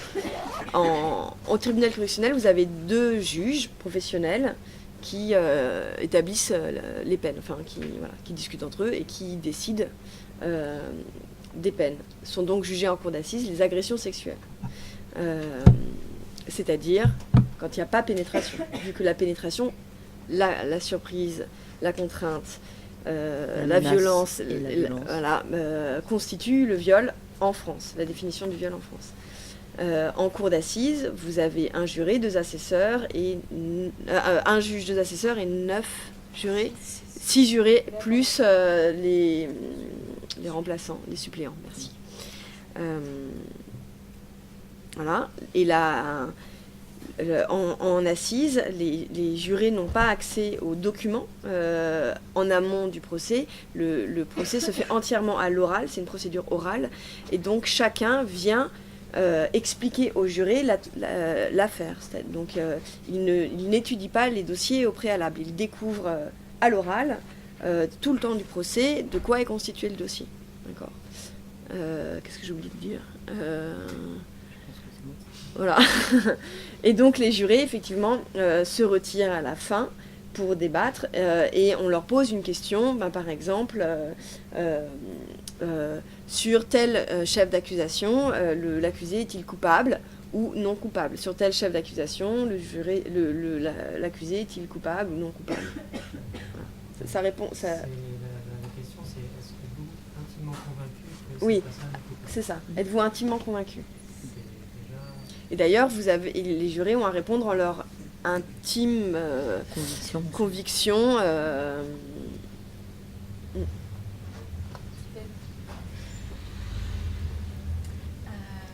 Oui, bonjour, merci à vous deux. Merci pour tout ce que vous avez dit et je conseille vraiment la lecture de La petite fille sur la banquise d'Adélaïde Bon. On n'a pas beaucoup parlé, mais c'est un livre extrêmement important qui a fait beaucoup de bien à beaucoup de femmes autour de moi, qui les a aidées à poser des mots sur ce qui leur était arrivé. Et c'est vrai que cette question des mots, moi je la travaille beaucoup, mais je pense on est beaucoup de féministes à la travailler et je pense qu'elle est cruciale. Notamment, je pose la question, depuis une dizaine d'années que je milite dans le combat féministe abolitionniste, Judith, avant on militait ensemble. Ça fait que très peu d'années que le mot auteur est venu remplacer le mot agresseur. C'est quelque chose en fait qui est arrivé il y a peut-être 3-4 ans. Avant, j'entendais pas ça. Et pour moi, ça contribue de ce qu'on appelle la culture du viol. Qui d'ailleurs, finalement, est-ce que c'est de la culture ou est-ce que c'est de la propagande? C'est une vraie question. Est-ce qu'on parle de culture nazie ou de propagande nazie? Peut-être que propagande dit davantage ce que c'est. C'est-à-dire que ça arrange des dominants de faire passer une propagande et que ça n'a rien de culturel. La culture, c'est pas quelque chose de constructif, de beau.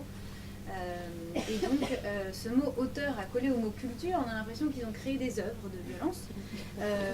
Et donc, je pose la question, comment se fait-elle que le mot agresseur ait disparu, que coupable ne soit si peu utilisé, violeur si peu utilisé? Il y a quand même beaucoup de mots qui décrivent ces choses-là et c'est une vraie question que je me pose. C'est un truc qu'on entend énormément, même dans le féminisme. Et moi, à chaque fois, ça m'arrache les boyaux, sachant que c'est les seuls moments où j'entends aussi le mot autrice. C'est quand il y a des gens qui, dans la salle, disent « Ah, mais attention, il y a aussi les hommes victimes. » Franchement, il faut arrêter de dire qu'on les oublie parce que je n'entends jamais aucune conférence sur, même quand la conférence s'appelle « Violence sexuelle à l'encontre des filles et des femmes », parce qu'on a quand même le droit de faire un focus là-dessus, systématiquement, et les autres hommes, ils sont victimes et tout ça. Donc en fait, on ne les oublie pas, c'est tout le contraire. Mais surtout, c'est les seuls moments où j'entends le mot autrice, donc qui est le mot multimillénaire, légitime, historique, qui a été interdit par le cardinal Richelieu, pour éviter que les femmes ne deviennent des autrices, justement. Et c'est les seuls moments où je l'entends, c'est quand il y a des gens qui disent « il ne faut pas oublier qu'il y a aussi des autrices de viol ». Donc pour moi, c'est vraiment important qu'on utilise les bons mots et que voilà, on dise agresseur, coupable de violence sexuelle, violeur et propagande. Par ailleurs, j'ai tellement de choses qui me sont venues. Je sais que par exemple, depuis l'affaire MeToo, il y a 40% de plaintes en plus, puisqu'on dit que la parole s'est libérée. En fait, c'est l'écoute, en tout cas sur les réseaux sociaux, entre femmes qui s'est libérée. Donc il y a 40% de plaintes en plus, et il y a pourtant 10% de moins de condamnations depuis un an. C'est-à-dire que la justice française, non seulement elle n'évolue pas, mais elle régresse. Et donc c'est vraiment important à avoir en tête. Et par ailleurs, au niveau du consentement, effectivement, c'est une notion extrêmement piégeuse, qu'on en ait eu besoin à un moment, oui, mais effectivement, les mots sont importants et le mot désir raconte complètement autre chose. Et en fait, finalement, le tabou dans cette histoire, c'est qu'on ne considère pas comme un élément indispensable que les femmes aient envie. Il faut que les femmes acceptent. Les mecs, ils ont toujours envie. Vous avez remarqué, on ne parle jamais du consentement des mecs. Eux, ils ont envie. Mais nous, par contre, il faut juste qu'on accepte. Or, quand on a vraiment envie de quelque chose, je sais pas, un bon resto, on ne dit pas, non, je vais consentir à un resto. On dit, j'ai envie d'aller au restaurant, j'ai envie de prendre un bain. On a envie de quelque chose. Pourquoi uniquement quand il s'agit de l'impunité des viols, on nous colle le mot consentir? Et donc le fait que, ce serait vraiment une autre justice si c'était aux agresseurs de prouver le non-désir des victimes. Alors là, du coup, bonne chance. Et donc, voilà, donc j'avais envie de dire tout ça. Merci. Justement, pour rebondir sur ce que vous avez dit, par rapport à votre livre, comment les mots vous ont apporté des réponses par rapport à votre expérience, justement? Si c'est pas... Alors, je réfléchis parce que c'est une grosse question. Ce qui m'a pris 5 ans, donc y répondre en quelques phrases, c'est tout le désir de ce livre. C'est vraiment... j'avais la chance d'être suivie en thérapie par le docteur Muriel Salona, je commençais à aller mieux. Et j'avais ce désir, pour le coup, vraiment fort. J'avais cette chance inouïe, qui n'arrive jamais, d'avoir un procès en assises qui allait venir, dont je savais qu'il serait condamné parce qu'il présentait toutes les caractéristiques du bon violeur. Donc je savais qu'il serait condamné. J'étais suivie par une personne extraordinairement empathique et compétente. Comme c'était pas dans le cadre de ma famille, je commençais à renouer avec ma famille, etc. etc. Et j'avais besoin, moi, de retrouver ma langue maternelle. Bon, enfin, ce mot de langue maternelle, ça pose vraiment un problème aussi, mais ma langue primaire, ma langue primitive. Parce que dans l'escalier de cet immeuble, quand j'avais 9 ans, tous les mots se sont transformés, les mots ont disparu. J'ai fait face à une situation pour laquelle je n'avais aucun mot pour le dire. Comme j'étais sidérée, en état de dissociation, ce sont ces mots à lui qui se sont mis sur mes mots, et ces mots sont devenus ma loi, et j'ai parlé pendant des années au prisme de ces mots, au prisme de sa loi. Parce que c'est bien ça le viol. C'est pas seulement la pénétration d'un sexe dans une bouche, dans un vagin, dans un anal, ou etc., ou de doigts ou d'objets. C'est pas seulement une pénétration physique, c'est une pénétration, c'est une effraction psychique d'une pensée, d'un langage, d'émotions, la violence, la haine, le désir de domination, la toute-puissance. Tout ça se mélange, tout ça s'entremêle, s'enferme dans l'amygdale, on t'en paraîtra certainement beaucoup mieux que moi. Et après, pendant des années, on ne sait plus faire la différence entre qui est à soi et qui est à lui. Et on vit dans un monde entre deux, dans un monde confus, où on ne s'appartient pas plus, et où notre manière de penser le monde est sans arrêt dysfonctionnelle, parce qu'aucun mot n'est à sa place, parce que je suis coupable de ce qu'on m'a fait, parce que j'ai honte de ce que j'ai subi, parce que moi on a appelé ça une agression sexuelle, c'était un viol, etc. Alors, vous savez quoi? Je vais lire un bout, parce que c'est quand même vachement plus simple, je l'ai beaucoup mieux dit. Non, mais c'est vrai, je parle mieux à l'écrit.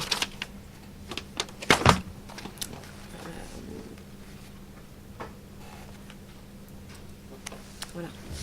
J'ai obtenu la requalification de mon viol, qui est passé d'agression sexuelle à viol. Quelques jours plus tard, au vu des pièces fournies et notamment de l'attestation du pédiatre, la juge d'instruction valide la demande de requalification et ordonne un réquisitoire supplétif du parquet pour fait de viol commis au préjudice d'Adélaïde Bon. Viol. 4 lettres. Et dedans, mon billet retour pour la terre natale. On ne sait rien des mots. À 9 ans, on prend les mots comme ils viennent. Dans l'escalier, ce jour-là, les mots se sont renversés. Je n'ai plus su parler qu'à l'envers, et ma langue maternelle m'est devenue une langue étrangère. J'ai parlé toutes ces années, à tort et à travers, j'ai couru de toutes mes forces derrière des mots qui fourchaient sur ma langue. Je me suis esquintée à chercher les mots d'aplomb, les mots d'avant, les mots d'enfance. Les mots dessinent l'horizon de nos pensées. Alors quand les mots mentent, quand on remplace ennemi par ami, violence par plaisir, viol par attouchement, pédocriminel par pédophile et victime par coupable, l'horizon est une ligne de barbelé qui interdit toute sortie du camp.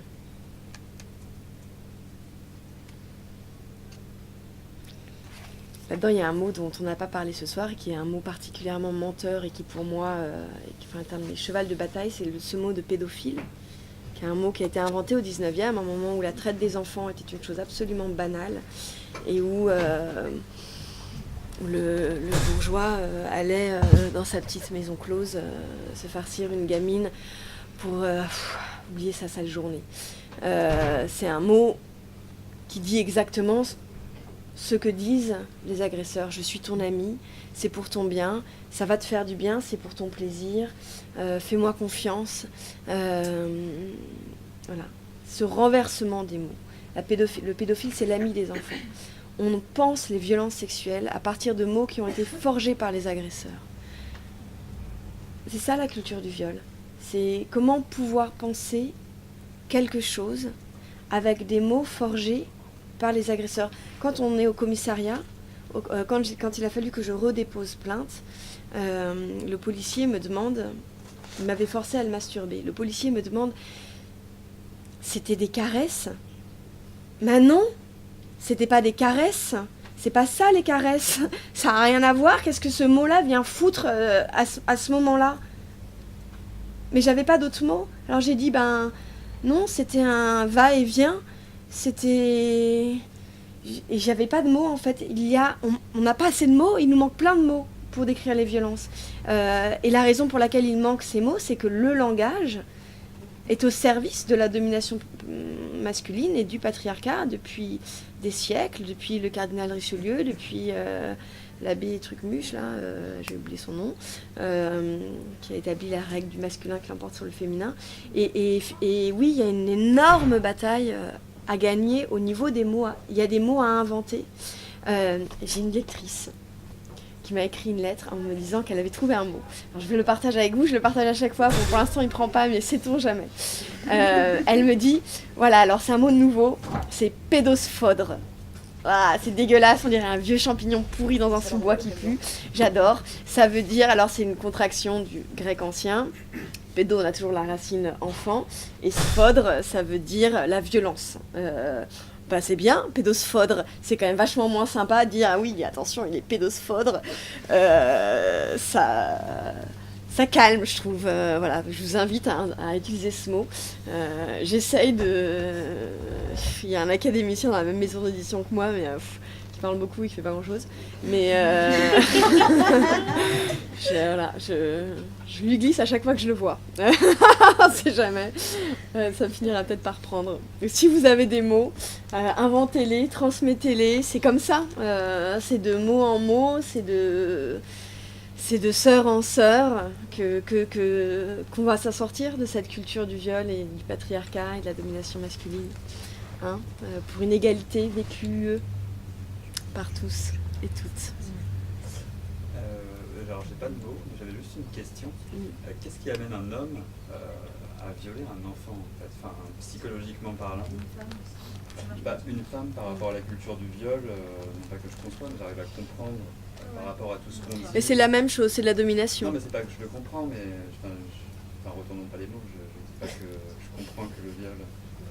Enfin, je veux dire par rapport à cette emprise de domination qu'un homme. Mais un enfant, en fait, j'arrive pas à concevoir. Je sais pas si je m'exprime bien. Alors, la pulsion envers un enfant de. C'est pas une pulsion. Il n'y a pas de pulsion. Alors, il y a plusieurs choses en fait. Il faut voir le phénomène individuel et il faut voir le phénomène collectif. On sait que la plupart des agresseurs ont eux-mêmes été victimes. Très souvent, dans l'enfance, ils ont même été victimes d'un agresseur. En fait, il y a un petit peu trois possibilités pour quelqu'un qui a été lui-même victime de violences sexuelles. C'est être résilient, donc sortir du psychotraumatisme, rester victime, donc ad vitam, parce qu'il y a des bénéfices secondaires, il y a des on n'a pas été pris en charge, etc. Si on n'est pas pris en charge, s'il n'y a pas de possibilité de sortir du psychotraumatisme, et puis il y a aussi d'autres choses que ça peut amener de rester victime, ou c'est de devenir soi-même un agresseur, de devenir soi-même quelqu'un qui va faire d'autres victimes. Ça paraît un peu implacable dit comme ça, voilà les trois destinées de quelqu'un qui a subi, mais c'est un petit peu comme ça. Et en fait, ce qui se passe, c'est que les victimes de sexe féminin qui seront pas prises en charge, qui seront pas aidées, ont plus de risques entre guillemets de rester victimes ou d'être victimes de nouvelles violences, et les victimes de sexe masculin de devenir agresseurs. Voilà. Donc on sait qu'un agresseur a de très fortes possibilités d'avoir été lui-même victime dans l'enfance de violences sexuelles dans son histoire. Ce qui ne justifie en rien ce qu'il fait, c'est des explications, c'est pas des excuses, c'est une manière de comprendre son histoire et de stopper aussi ce qui se produit. On sait qu'un homme qui agresse un enfant, c'est pas un homme qui va agresser un enfant, c'est quelqu'un qui a déjà probablement agressé d'autres enfants, et si on l'arrête pas, qui va agresser d'autres enfants. Ça peut commencer très très tôt dans son histoire, puisque nous, à l'unité médico-judiciaire, on prend en charge des agresseurs qui ont une dizaine d'années. C'est pas des enfants à qui ça tombe sur la tête des novos. C'est parce qu'ils ont vu à la télé une publicité avec un monsieur tout nu, ou c'est parce qu'il y a des parents qui arrivent comme ça en nous disant oui, mais il a dû voir un film à la télé, ou non, ça arrive pas comme ça, ou il l'a pas imaginé. C'est un garçon de 10 ans qui agresse un autre petit garçon de 8 ans, c'est parce que lui-même il a été déjà agressé. Et après, donc il y a le psychotraumatisme avec la mémoire traumatique. Donc c'est tout un système très compliqué qui se produit quand la mémoire traumatique, quand vous êtes exposé à des violences extrêmement graves. Donc ça met en jeu tout un système neurophysiologique très compliqué qui met en jeu l'adrénaline, le cortisol, etc., que je vais peut-être pas vous expliquer ce soir parce que c'est un petit peu complexe, mais si vous allez sur le site de l'association Mémoire Traumatique, vous verrez tout ça qui est extrêmement bien expliqué. Et le souci, c'est que quand on a une mémoire traumatique qui s'est constituée, en gros, la mémoire traumatique, c'est un mécanisme de survie inconscient qui se met en place quand vous êtes exposé à des violences très très graves. Et une fois qu'elle est constituée, cette mémoire traumatique, elle va avoir tendance à se recharger en vous exposant de nouveau à des nouvelles violences. Et le souci, c'est que les agresseurs rechargent cette mémoire traumatique en utilisant d'autres personnes qui vont soumettre à des violences. Et donc l'agresseur utilise la personne qu'il soumet à ces violences comme un médicament en fait. Voilà. Et donc au lieu d'aller se faire soigner par thérapie cognitivo-comportementale ou ce qu'il veut, il va utiliser la victime comme un médicament, voilà, pour traiter sa mémoire traumatique. Voilà. Donc au niveau individuel, voilà, à sa souffrance psychologique. Voilà. Et donc au niveau individuel, c'est ce qui se passe. Voilà. Au niveau... Il n'y a pas d'attraction sexuelle, de désir des adultes envers les enfants. C'est systématiquement... voilà, c'est pour ça que c'est de la violence. C'est de la violence. Voilà. C'est de l'addiction à l'extrême violence. Ce qu'il faut bien entendre dans violence sexuelle, à chaque fois les gens pensent à viol ou violence sexuelle, etc., ce qui les fait flasher, c'est sexuel. Et on entend sexuel comme rapport sexuel ou etc. Ce qu'il faut bien comprendre dans violence sexuelle, c'est qu'en fait, ce qui est important, c'est violence, pas sexuelle. C'est, comme on dit depuis le début, c'est que c'est vraiment un rapport de domination, de coercition sur l'autre qu'on soumet à sa volonté, que ce soit au début du continuum, hein, de l'insulte sexiste et sexuelle, jusqu'au dernier maillon, la prostitution, où vous soumettez totalement quelqu'un en l'achetant et en payant pour faire ce que vous en voulez. C'est la prostitution, c'est pas du sexe non plus, hein. Ce qui est acheté dans la prostitution, c'est pas un rapport sexuel, c'est un rapport de domination totale sur l'autre, où vous en faites ce que vous voulez, voire même jusqu'à l'annihiler totalement en le tuant. Hein, les meurtres de prostituées dont on entend parler, ça a été jusqu'à la destruction totale de l'être humain. Voilà. Donc ça, c'est au niveau individuel, et au niveau collectif, ce qui pousse des hommes à violer des enfants, c'est le système de domination patriarcale. Voilà.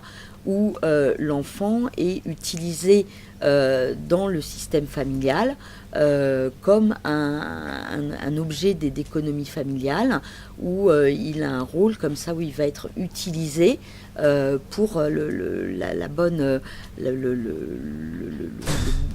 bon fonctionnement de l'économie familiale, en fait.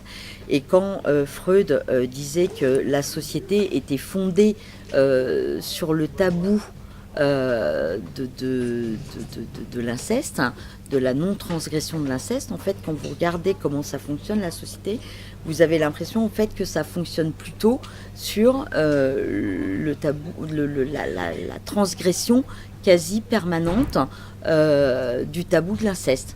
En fait, tellement vous voyez que c'est permanent. L'inceste, les actes de pédocriminalité, etc. Dans toutes les couches de la société. Ça se produit en permanence. Et ce qui permet de voir qu'il y a ce fonctionnement économique permanent du système patriarcal, c'est que ce petit enfant qui va être utilisé dans la famille au niveau du fonctionnement incestueux, mais c'est pareil avec les actes pédocriminels, hein, que ce soit le père qui viole son enfant, que ce soit l'oncle, que ce soit le grand-père, que ce soit le cousin, que ce soit l'ami de la famille, etc., etc., c'est que vous avez ce recyclage institutionnalisé dans la prostitution, où c'est exactement le même fonctionnement. Et toutes les personnes en situation de prostitution, 80 à 95% des personnes en situation de prostitution ont été victimes antérieurement soit d'inceste, soit d'actes pédocriminels, soit de viol. Et vous voyez qu'il y a un véritable recyclage des enfants qui ont été victimes de violences sexuelles, soit intrafamiliales, soit par des amis de la famille, etc., qui n'ont jamais été pris en charge, que ces violences n'ont jamais été dénoncées, elles n'ont jamais été prises en charge par la société, elles n'ont jamais... voilà. Et ces enfants qui grandissent, qui ont jamais été reconnus socialement, etc., eh ben, ils vont finir recyclés dans le système économique de la prostitution, qui est parfaitement reconnu par la société, qui est justifié socialement, en disant, voilà, la prostitution, il y a des femmes qui sont faites pour, et ça protège les autres femmes qui, autrement, seraient violées par les hommes qui ont des pulsions sexuelles irrépressibles. Voilà. Et tout fonctionne parfaitement. J'ai une question pour vous.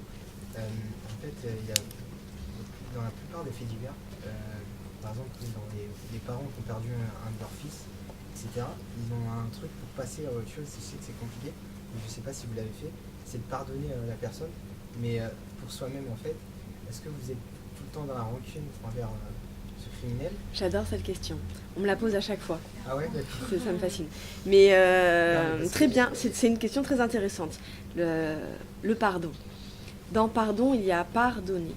Hein, donner sa part. Rendre à chacun sa responsabilité. Dans le viol, je n'ai pas part. Je ne suis responsable de rien. Ça ne me concerne en rien. Ça n'est pas... Je n'y suis pour rien, cette mise en scène ne m'appartient pas, cette violence ne m'appartient pas, je n'ai aucune part dans cette affaire. Par ailleurs, pour pardonner quelqu'un, encore faut-il qu'il demande pardon. Mon agresseur n'a reconnu aucun des faits qui lui sont imputés. Aucun. Et alors je n'ai pas de rancune contre lui, parce que j'ai eu beaucoup de haine contre lui, j'ai eu beaucoup de colère, ça m'a dévoré pendant des années. Et au procès, je lui ai rendu. Je n'ai pas de haine pour cet homme.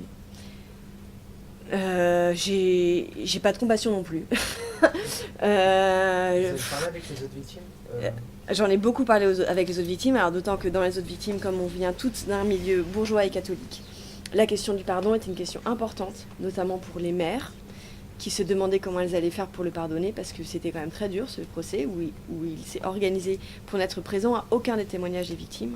On était 14 à être passés à la barre, 34 témoignages en tout ont été lus ou ont été apportés à la barre. C'est donc un procès d'assises sans agresseur, vu qu'il a passé son temps hors du procès en lui-même. C'est un procès qui était extrêmement éprouvant, où lui a été extrêmement violent. Bon. Et comment on fait pour pardonner quelqu'un qui refuse à tout prix le pardon? Eh ben on le pardonne pas et c'est pas plus grave que ça. Très sincèrement, moi, alors j'ai plus de haine contre lui parce que tout ça je lui ai rendu, et de ce point de vue-là, pour moi le procès a été très réparateur parce que j'ai eu cette chance inouïe d'un procès qui globalement, bon même si in fine pas tant que ça, mais globalement c'est plutôt passé positivement pour les victimes, sans aller dans les détails. Mais voilà, moi je n'appartiens pas à cette histoire de violence. Elle a colonisé toute ma vie, ça a duré 27 ans. 27 ans c'est beaucoup dans une vie, c'est très long. J'ai aucune envie de le pardonner et je m'en porte très bien, vraiment, voilà. Je ne sais pas si ça répond à votre question. Oui, mais... c'est intéressant. Est-ce que vous pensez, une dernière question, le monde est injuste par rapport à ça? Parce que moi, je suis né dans un corps de mec, et il y a d'autres personnes qui sont nées dans un corps de fille. Et je sais que j'ai très peu de chance, soit de me faire violer, soit de... Pas de chance du tout. Voilà, Pas du de tout. le faire non plus. D'être violé par. D'être violé, d'accord. D'être violé, et donc par un inconnu, etc. Donc est-ce que vous croyez que vraiment... dans ce monde, il y a une sorte de justice où c'est injuste en fait, et c'est pour ça que voilà, je dis que le monde est injuste, et il y a des personnes qui étaient là au mauvais moment à telle période. Alors le monde, c'est pas qu'il est juste ou injuste, c'est qu'il est organisé sociétalement pour que certains aient des avantages aux dépens d'autres. il n'y a pas que les femmes qui en souffrent, hein. Je veux dire, c'est le monde entier qui est organisé autour de ça. Il y a des pays entiers qui donnent toutes leurs ressources à d'autres pays. Il y a des populations entières qui sont... Le monde est profondément injuste depuis toujours parce qu'on vit dans un monde de domination économique, patriarcale, dans un monde raciste, dans un monde sexiste. Enfin, je veux dire... Le monde humain est un... en vrai dire, moi je ne le pense même pas en termes de justice ou d'injustice. Tout ça, c'est des organisations sociétales, c'est des décisions. Il n'y a pas de fatum, il n'y a pas de destin.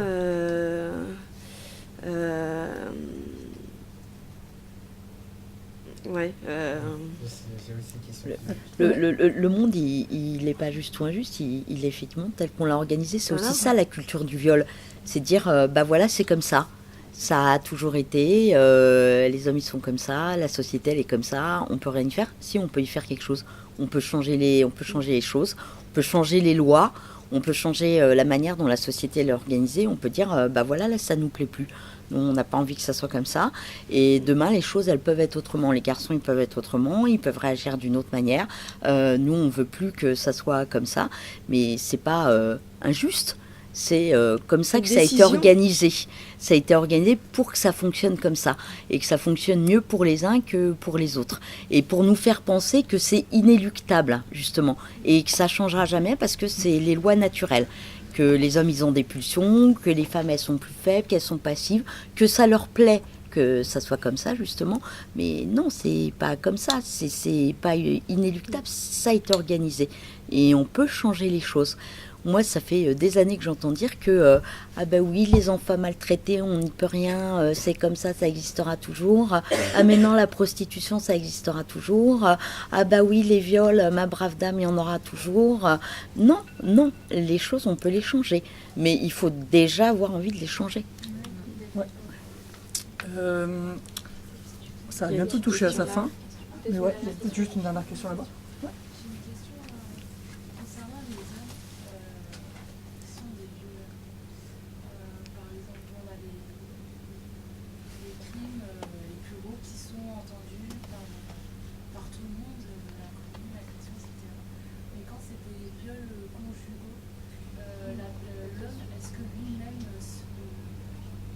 Sur le moment, ne se reconnaît pas en tant que violeur, mais dès qu'il y a une plainte de la conjointe, est-ce qu'il se remet en question et comprend qu'il est violeur? Enfin, est-ce que ça arrive en fait? Et du coup, il va accepter, mais il va comprendre qui il est et être dans l'excuse, etc. Ou est-ce qu'il va dénier, il va nier, pardon. Alors, la loi, elle est faite pour ça. Il y a plein d'agresseurs qui ne se reconnaissent pas comme agresseurs. Hein. Il n'y a pas que dans le viol conjugal. Ce qui est intéressant sur le viol conjugal, c'est qu'il y a même plein de non-agresseurs, non-violeurs conjugaux qui ne savent même pas ce que c'est que le viol conjugal. Il n'y a pas longtemps, c'était sur une très intéressante émission qui s'appelle Touche pas à mon poste. Il y a des chroniqueurs qui ont fait l'apologie du viol conjugal en disant que ah non, c'était génial d'être réveillé, que son conjoint vous fasse l'amour la nuit sans qu'on soit pendant qu'on dormait, que c'était super, etc. Enfin voilà, ça fait tout un buzz. Et ce qui était merveilleux, c'était de voir les réactions des internautes aussi, où la plupart ne connaissaient pas la loi et ne savaient même pas ce que c'était que la définition du viol conjugal. Donc c'était assez hallucinant de voir qu'en fait la moitié de la France ne connaît pas la définition légale du viol conjugal et ne sait pas que ça existe. Et il était pour même. Oui. Enfin, c'est la oui, culture du viol, hein, parce que voilà. Le viol conjugal, c'est appelé pendant des siècles le devoir conjugal. Voilà. Donc c'est 2012 la création du terme viol conjugal dans la loi pénale française. Hein, c'est genre hier, quoi. Donc nul n'est censé ignorer la loi. Là, c'est quand même assez hallucinant. Et c'est pourquoi on expliquait aux collègues médecins, même les médecins légistes, c'était il y en a une bonne partie à qui on est obligé d'expliquer que quand on reçoit les femmes qui sont victimes de violences conjugales, il faut systématiquement leur poser la question parce que il y en a plus de la moitié quand elles font le dépôt de plainte pour violences conjugales qui sont victimes de viol conjugal, mais qui ne le préciseront pas dans le dépôt de plainte, soit parce qu'elles ont peur de représailles, soit parce que la personne qui prend le dépôt de plainte, c'est un policier, c'est un homme, elles ne veulent pas en parler, soit parce qu'elles ne veulent pas nuire plus à leur conjoint. Donc, dans la moitié des cas, il y a viol conjugal, mais ça ne sera pas précisé au moment du dépôt de plainte pour les violences conjugales. Donc nous, quand on les recevait à l'unité médico-judiciaire, systématiquement, on leur posait la question, et dans 50 à 60% des cas, il y avait effectivement viol conjugal en plus des violences conjugales. Voilà. Et donc, après, la réaction du conjoint, elle va dépendre du conjoint, comme pour beaucoup de situations, et c'est là que la loi, elle a toute son importance, et effectivement, il y en a qui vont comprendre tout de suite, et puis il y en a d'autres, il faudra... C'est surtout que c'est une stratégie de mise pour un magasin. On l'a vu avec le procès Tron. Ce que j'ai dit, c'est que j'étais ado, 17 ans.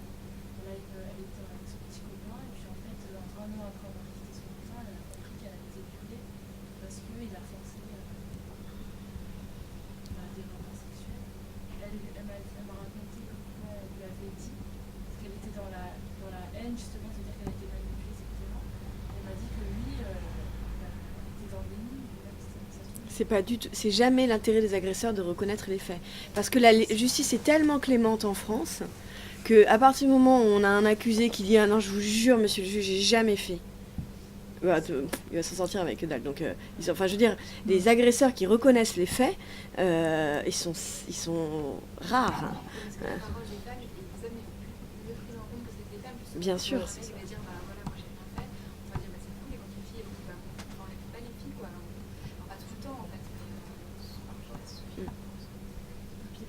Elle a été construite par des hommes pour des hommes. Qui étaient des violeurs, enfin, faut quand même pas se le cacher. C'est pour ça d'ailleurs que sur la propriété des biens, c'est plus puni, c'est qu'ils avaient envie de garder leurs biens, c'était des hommes riches. D'ailleurs, les premières lois pour sanctionner les violeurs, ça a été conçu aussi comme une protection des biens, c'est-à-dire c'est ma fille, c'est ma femme. C'est aussi pour ça qu'on est nuls et non avenus encore dans cette justice-là. La justice, quand on entend présomption d'innocence, quand on entend, comme dans le procès Tron, le doute bénéficie à l'accusé, tout ça, c'est des choses que des agresseurs, que des violeurs ont mis en place pour assurer leur impunité. Et ça peut changer aussi. La loi, elle est mal faite, la justice n'est pas juste, et donc on peut la changer. Ici, j'ai l'impression qu'il y a beaucoup de personnes qui seront des magistrates et des magistrats, qui seront des avocates et des avocats. Et en fait, c'est ça aussi qu'il faut avoir en tête, et c'est ça qu'il faut changer. Par rapport à votre argument sur oui, enfin, moi je pense que j'ai souvent entendu, mais attendons que le procès, pour le moment, il faut préserver la présomption d'innocence. Je ne sais jamais trop quoi répondre aux gens qui disent ça, je suis là, mais il y a deux paroles, je sais pas, mais en fait, Rien, ça n'empêche rien. Oui. Voilà, c'est ça. Statistiquement, on peut croire les femmes, et puis les femmes, elles ont besoin d'un soutien indéfectible et qu'on les croit sans remettre en cause leurs paroles. Et que donc, on verra bien en procès ce que la justice humaine en dit, mais en tant que Camille, que sœur, on croit à tout, en entier. Voilà.